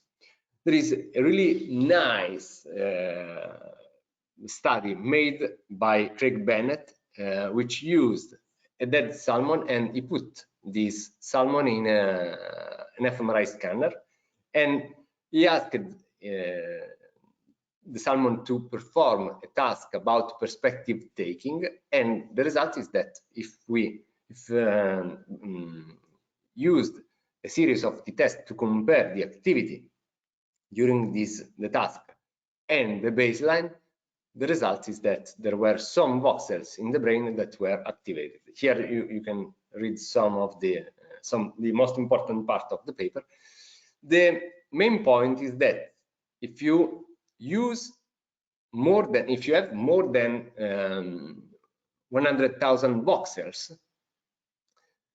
and you use a threshold of 5%, so the p-value of 0.5, it's almost certain that you are going to end up with some false positive results, because of course it's 5% of several thousands of voxels. Even restricting the voxel don't solve the problem. So with fNIRS we have the same problem, although we have such lower numerosity. So with fNIRS we don't have thousands of channels, but we need to take into account multiple comparisons. Why? Because even if we have 50 channels, if we use a p-value of 0.5, 2 channels might be significant by chance. So do I really need to correct for multiple comparisons even if I have 40 channels? Yes, you need. You need to, because it's very, very important, because it adds a lot of reliability to your study. And I suggest the best method, in my opinion, which is the false discovery rate. And again, Ippolita made a lot of works which has been very influential in the fNIRS field. In this paper, they show how the false discovery rate works well with the fNIRS data. Note that the FDR method is implemented both in MATLAB and R, so it's not really hard to use the FDR method. As a very super last thing about the statistics, I also suggest you to start using the Bayesian analysis, because it does not suffer like the NHST of the problem that I told you before. So if we increase the numerosity with Bayesian analysis, the results are going to converge to the true result instead of being significant but trivial. So I think that this is really important, and moreover, it can provide evidence supporting the null hypothesis. So this is quite good against publication bias. So the bias factor can be effectively used to provide support in favor of the null hypothesis. So I have something like 5 minutes left, so I have to go very quick in this case, but I want to show you what I was saying at the beginning, how to avoid a big mistake, which might seem very small, but in reality can bias in a very strong way the results. So I'm going to talk about my the first fNIRS study that I conducted in Padova, and it's about task switching. So it's really popular paradigm in the field of cognitive control. In task switching, participants are required to perform a task, so they are doing a repetition of the task, and after some trials they have to perform another type of task. In this case, we are calling this condition as a switch. The main finding is that there is a task switching cost. So we have, with respect to repetitions, for a switch, we have larger reaction times and lower accuracy. The very first fMRI experiment on task switching is quite weird because it has, in my opinion, a big methodological confound, and I'm going to show you why this is so important. So the task was very simple. The subjects were presented with a stimulus that could be green or red. Green stimuli were repetitions, red stimuli were switch trials. The stimulus could be a cross or a bar. In repetition trials, subject had to press the N button in response to a cross and the M button in response to a bar. In the switch trials, they had to reverse the response mapping, so M to the cross and N to the bar. And this is, in the paper, this is a small note that is written in the method. A switch could take place only after 4 to 8 repetitions. What does that mean? It means that all the repetitions are green and all the switch trials are red, and there is another big problem. And the results is quite intriguing because they found a lot of active regions when comparing switch and repetition trials. But apart from the fact that we have different colors for the two conditions, so this is of course a confound, we have another big problem, which is, in my opinion, is very big, because all the switch trials contain the oddball effect. So they are switch trials and oddball trials. So we have seen that a switch can take place only after 4 to 8 repetitions. So it means that we have frequent stimuli, the green ones, and non-frequent stimuli, which are the red ones. Now, this is a completely different paradigm, which is called the oddball paradigm, in which we usually what it's done is that the frequency of the infrequent stimuli is manipulated to observe the modulation of the oddball response. So there is a specific brain response in relation to the frequency of the non-frequent stimuli. So in the paradigm used by Dove, the switch trials are also and always oddball trials. What makes things worse is that there are no oddball repetition trials. So different colors and oddball versus non-oddball. So all the effects are intermixed and cannot be separated with this paradigm. And this is why they found a lot of different activations throughout the entire brain. So with our paradigm, we made the same, we used the same stimuli, but we changed the paradigm at a deep level from a conceptual point of view. So in this case, the switch trials could be red trials or green trials, and it depends, in this case, in our paradigm, it depends on the previous trial. So if there is red trials and then there is another red trial, this is a repetition. Then after the red trial, there is a green trial, this is a switch. So you can see that in this case, we are going to separate, we don't have the oddball effect related to the task switch. And of course, we are going, in this case, we have been able to equate the number of green and red trials. This is the prop placement. I think that you can see that even if it's quite old, it respects all the things that I said. You can see that all the probe was placed according to some 1020 points. I used a really nice web app that unfortunately is offline right now to convert the 1020 points into MNI coordinates. But the most I'm going to skip this part because I have no time. The most important thing is that when we compare switch versus repetition with the fNIRS data, you can see that there is a really localized, an activity that is localized to the superior frontal gyrus, which in some way resembles the bold response found by another study, another fMRI study. And with HBT, we have just one single channel activated.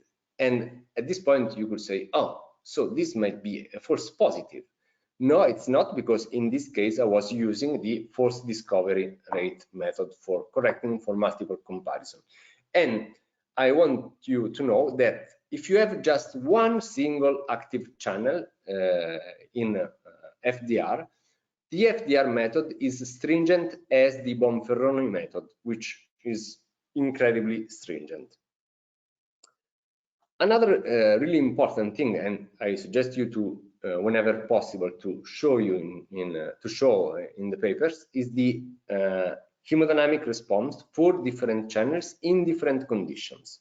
Because you can see that in this case we have the hemodynamic response in the superior frontal gyrus and the hemodynamic response in the lateral prefrontal cortex, which was a region which was thought to be really important, but for task switching, it's possible that the importance was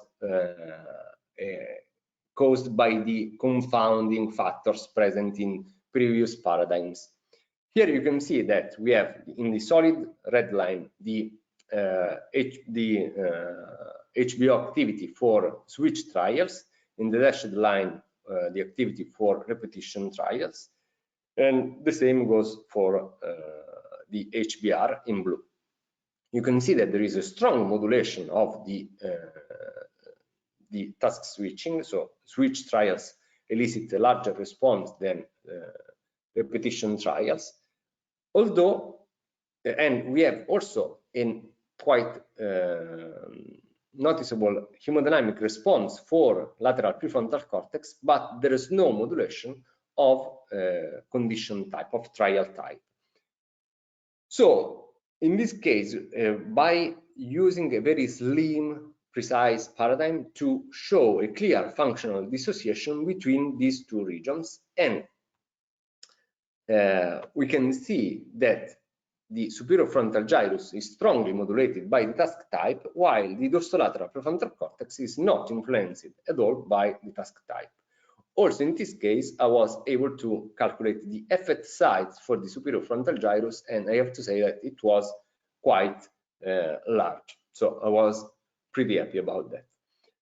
So I have the last comment about this experiment. So I think that I hope that I was able to show you how a seemingly small difference in the paradigm can create a huge difference in the fNIRS results. I have to show you another thing about this. So in this paper, I didn't have short channels, and I didn't remove the physiological oscillations. Nevertheless, there seems to be a solid cerebral response. Why? Because of the paradigm. So you can see that the hemodynamic response seems to be genuine, so to be related to brain activity, when there is a corresponding HBR decrease. So of course, if I should have to run the experiment right now, I would use the short separation channels. But if you have such nice hemodynamic response, I think that in this case, a proper paradigm helps a lot in avoiding this possible confound, the systemic oscillation confound. So I just have some suggested reading, but I think that you can read on the PDF all the suggested reading. I think that all of these readings are really useful. I also added the paper I talked before. I think that it's a bit old, but it's useful because there are a lot of all the most important things to follow are present in this study. There is another study that you may want to read, which is about the SNARK effect, but unfortunately I don't have time to talk about this study. So I'd like to thank you, Pietro Scatturin and Sabrina Brigadoi, for helping me in almost all the fNIRS experiment, and I thank you for your attention. Thank you very much, Dr. You're welcome. Cutini. Okay, now I'm back. Thank you very much for your lecture. We had some questions. We had a lot of feedback, good feedback. Everyone's thanking you for the amazing, I would say, lecture. It was really nice to know all of that. Okay, I will start with some questions. I hope we have time. I hope you have a little bit of time. Okay, good. So let's start. The first question is then, what sort of considerations or design implications might there be for fNIRS use with a naturalistic task? For example, a simulation. Would it be a bit like a quite noisy event-related design or a block design? For example, duration of the scenario might be a condition, stimulus, if you have any. That's a good question. I tried to make an experiment. I published an experiment in 2011 in which we used the fNIRS together with the immersive virtual reality. And in this case, I have to say that the signal was was more noisy because of course, fNIRS is tolerant to movement artifacts, but it doesn't mean that you don't suffer from movement artifacts. So I think that a lot of progress has been made since 2011. So I think that now it might be possible to run a virtual reality experiment with an event-related paradigm. The other problem is that you need to find a proper experimental design that allows you to run a virtual environment with an event-related paradigm, which is not so easy because if you it's like the Heisenberg principle. Basically, if you want to always a trade-off. Yeah, if you want to provide a naturalistic exploration to the subject, it's really hard to have a strict event-related design. Nevertheless, if you don't provide a somewhat strict paradigm, you are going to end up with really noisy and not so easy to interpret data. Yeah. So maybe in this case, like I think your tip of trying to keep the conditions to a minimal might be a very good option in this case, right? If you want to keep it very naturalistic, just try to see less things, maybe. Yeah. That's a very good tip. Okay. Okay, the second question, it's a little bit not so naturalistic, but this user wants to use the IAPS, the International Affective Picture System, and to evaluate emotional regulation. And he would like to know how to plan the experiment, thinking of evaluating executive functions. That's a really big question. I mean, emotions are a really hard topic for fNIRS because I think that even for fMRI it might be troublesome, because if you want, I mean, you can study whatever you want, of course, but there is one problem you need to take into account, and I think that I mentioned it before, that there are some tasks that are likely to elicit a response which is not brain driven, but it's systemic and related to the task. Okay. And from a signal processing perspective, you need to take into account that all the data might contain this part of signal which is elicited by the task but is not related to brain activity. So of course you can find some ways, and short separation channels can be very helpful. You can use also other parameters which can be outside the fNIRS. For instance, you can use the galvanic skin response or a simple pulse oximeter that can provide some help.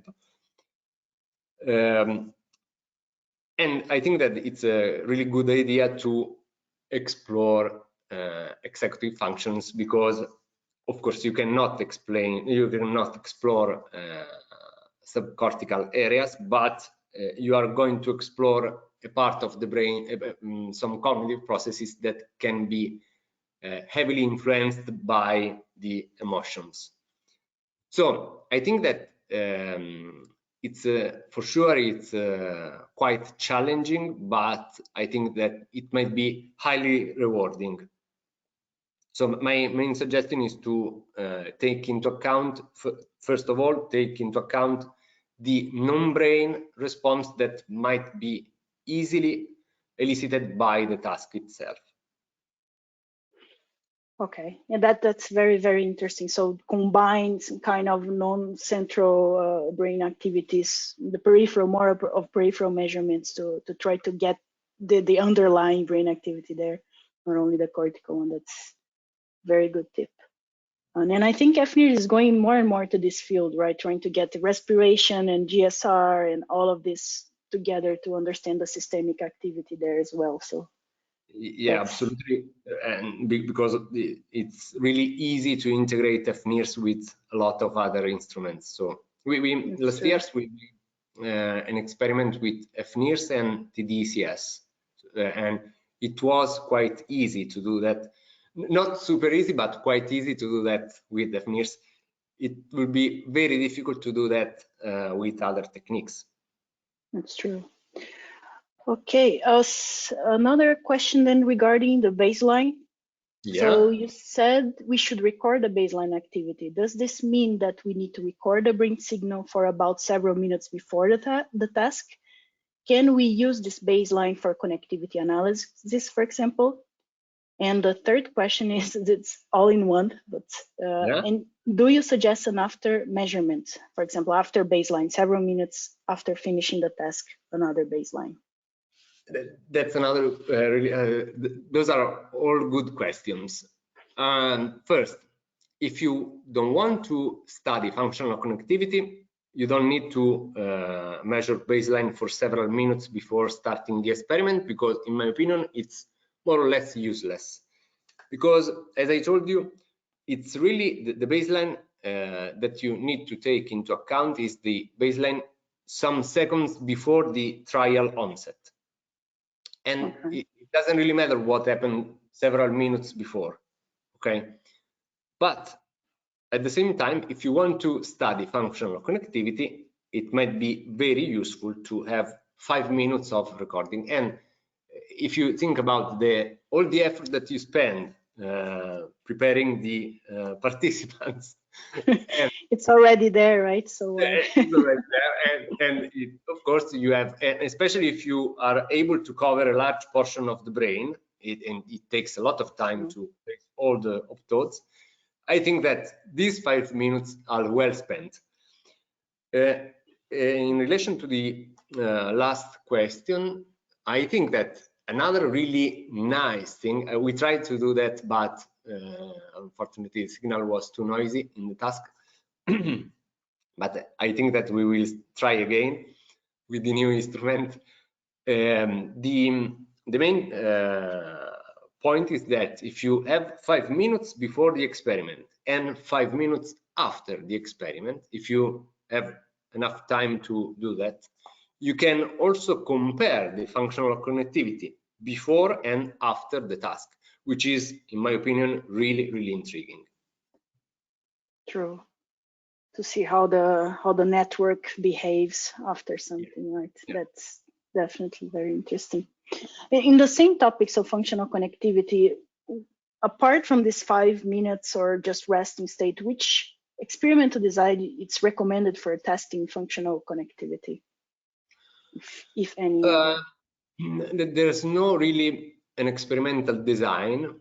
It's maybe this might be a bad answer, but this is the honest truth, the bad truth. Okay.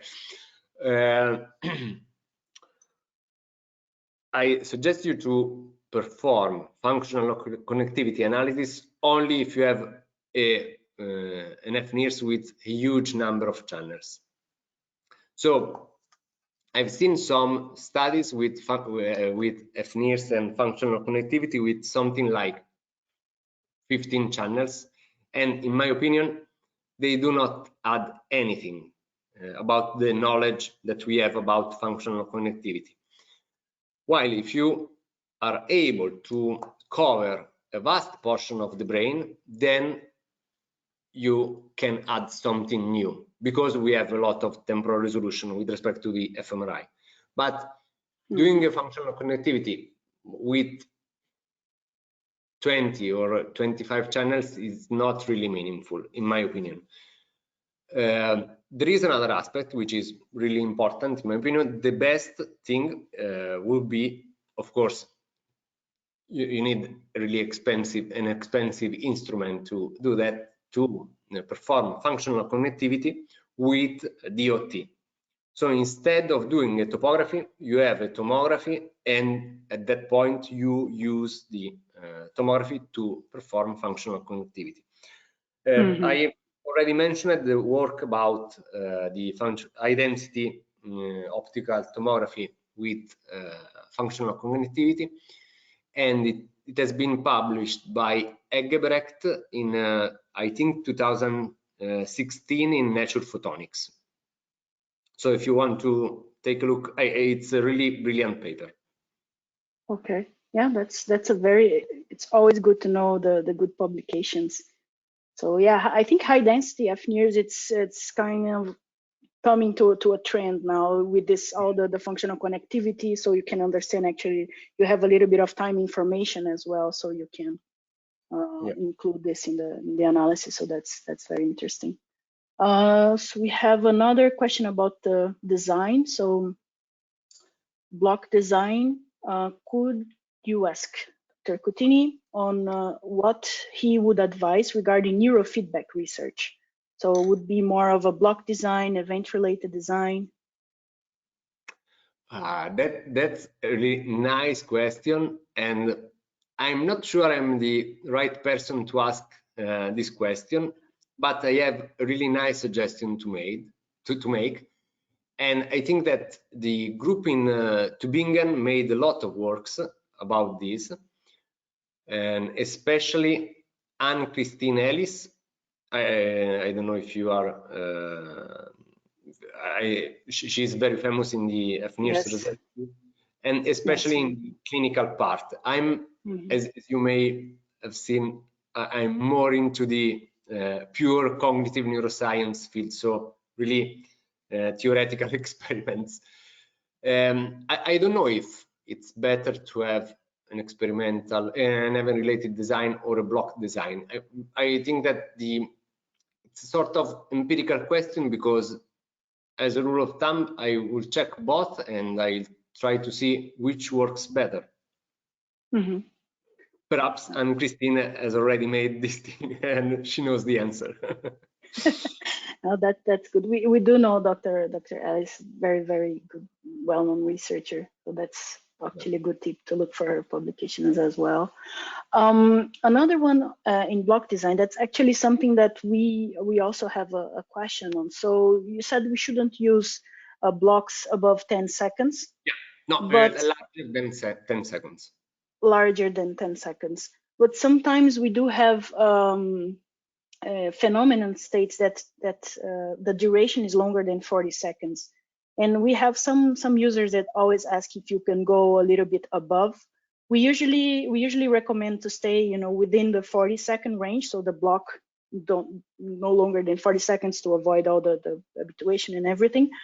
And also that 10 seconds could be too, in reference to the hemodynamic data, it could be too short to get the whole hemodynamic data.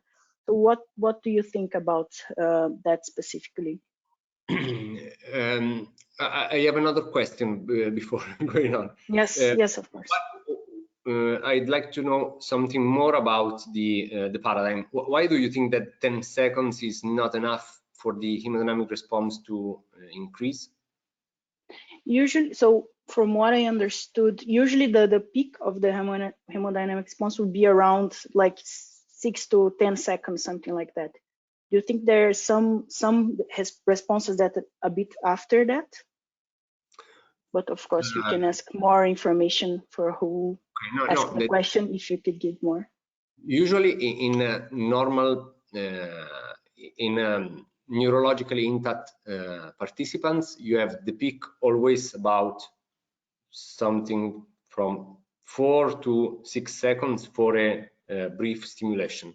Of course, as I been showing in the lesson, you have seen that if I keep on stimulating, I have a somewhat linear increase of hemodynamic response, but after 10 seconds, no matter what, I will touch a plateau, which is mainly driven by the physiological limitation of our cerebral system, so and also the cardiovascular system, the cardiovascular architecture. So I will do that if really there is no other possibility. So if you see that there is no other possibility, I will go beyond 10 seconds. So if there is a complex task that takes a lot of time to be performed, I don't have other choice if I want to study this task. I'm wondering whether if this task is too complex to be investigated with fNIRS. So I don't know if the task is so complex. Again, you will need a proper control condition, and it will be hard to find the proper control condition in this case, because if you have a task which has different subtasks, it will be hard to have a nice control.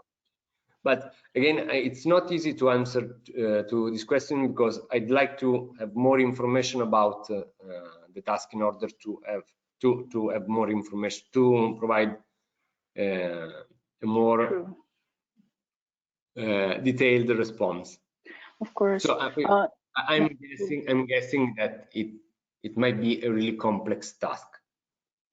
It could be complex, but in general, you would recommend to try to break this task into smaller ones that you can keep around this 10 seconds block, right? This would be more powerful. Okay. Absolutely. Yeah. That's interesting. Okay, so going more for the statistical part then, it is a good idea to reject outliers for statistical analysis. Again, it depends. First, you of course, I need 10 hours of lesson in order to explain that. Of course.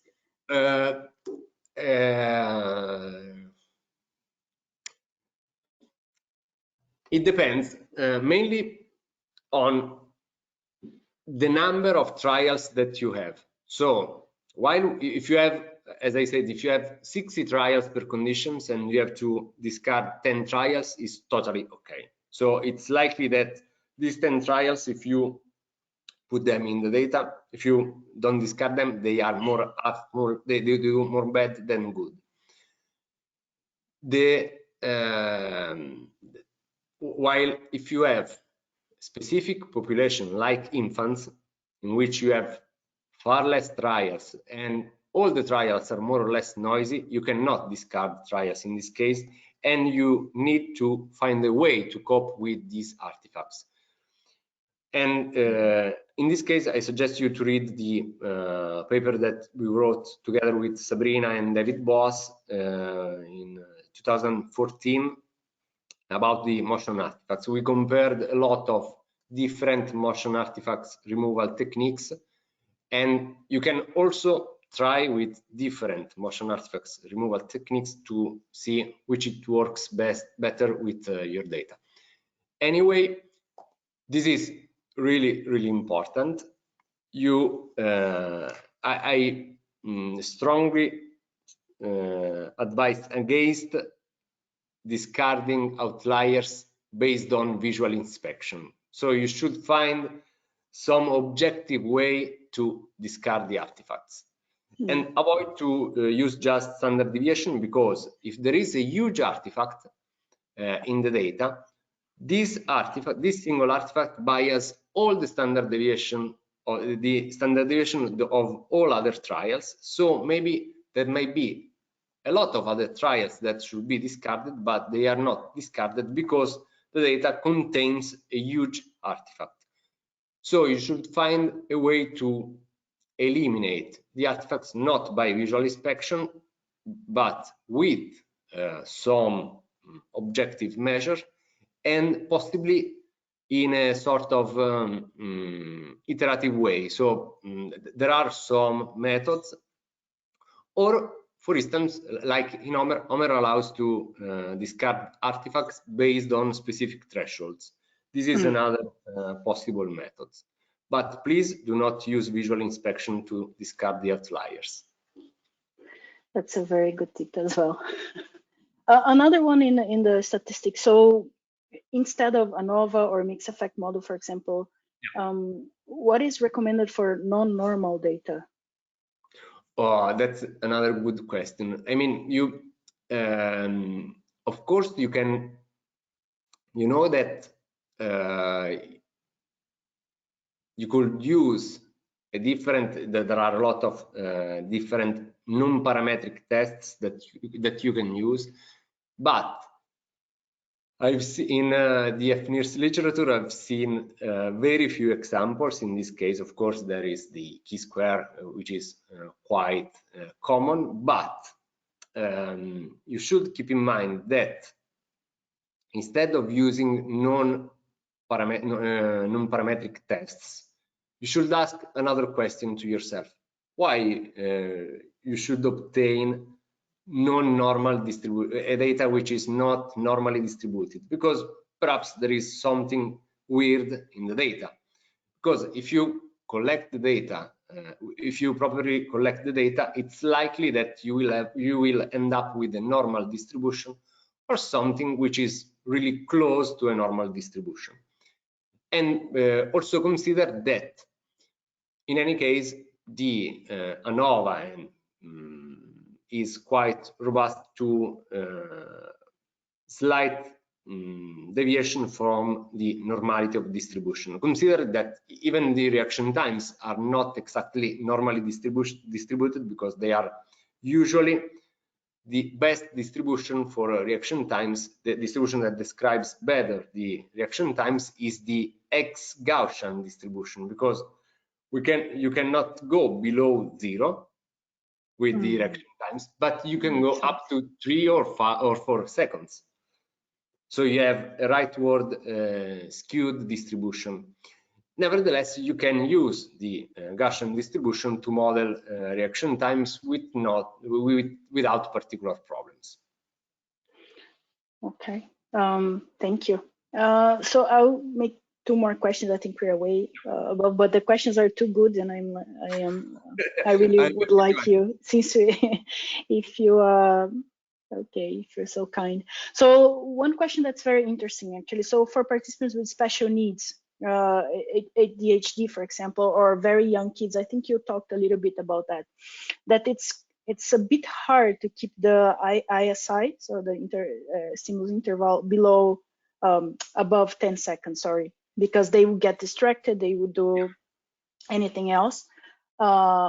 What, in terms of block design and the length of the ISI, or what kind of ideas do you think for these types of I think that the for ADHD, perhaps it might be better a block design, although I we made an experiment with in my first period in Leipzig for my PhD a lot of years ago.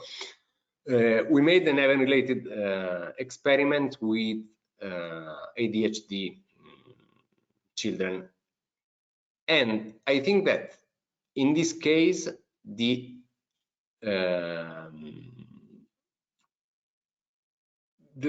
choice of the number of conditions is even more relevant, because if you use a huge number of conditions, you are certain that ADHD children are going to lose their attention.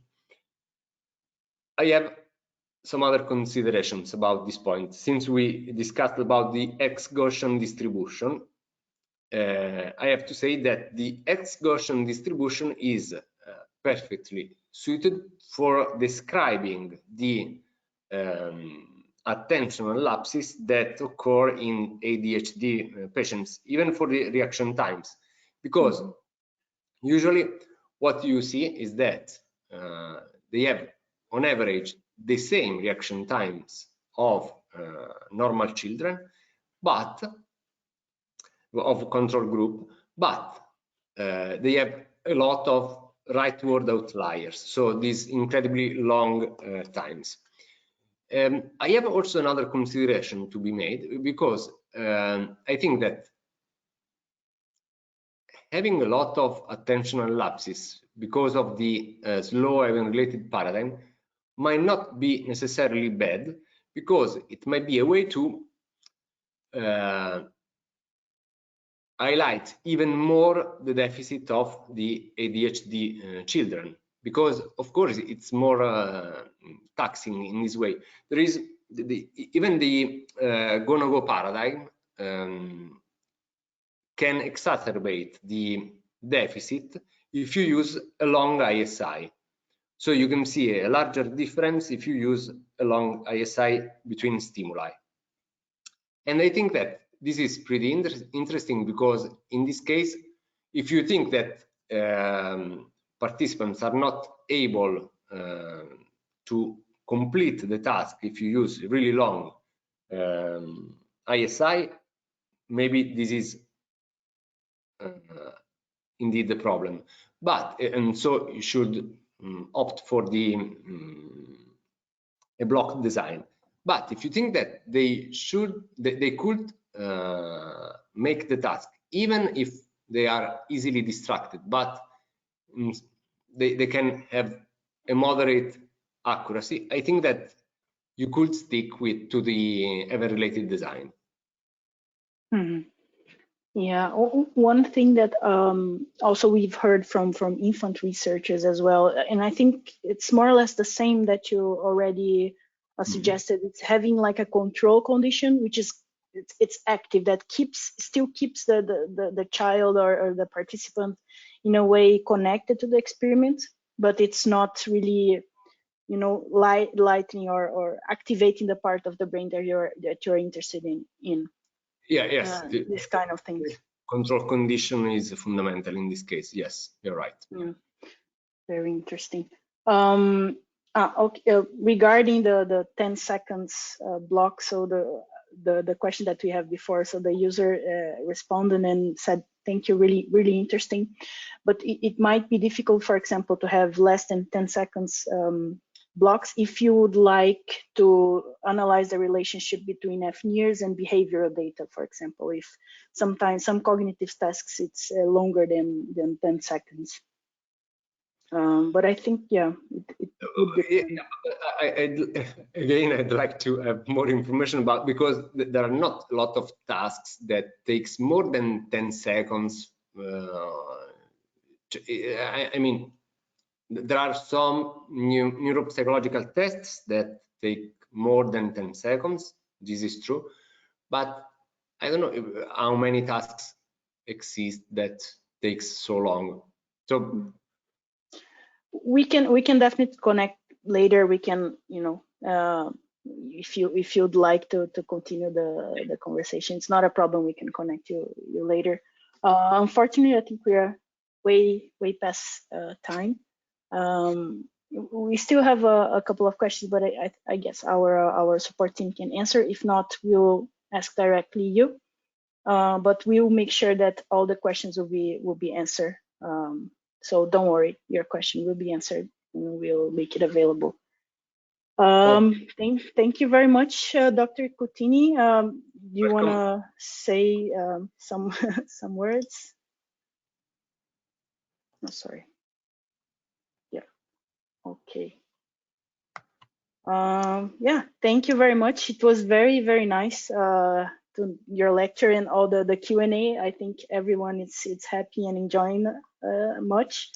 I do have a couple of announcements to make, so I will try to be brief. So as you know, tomorrow we have the first level covariates webinar. Just a reminder, this is not a live webinar, so we already have a webinar from Dr. Alexander von Lumen talking about the first level covariates, so you can watch anytime you want.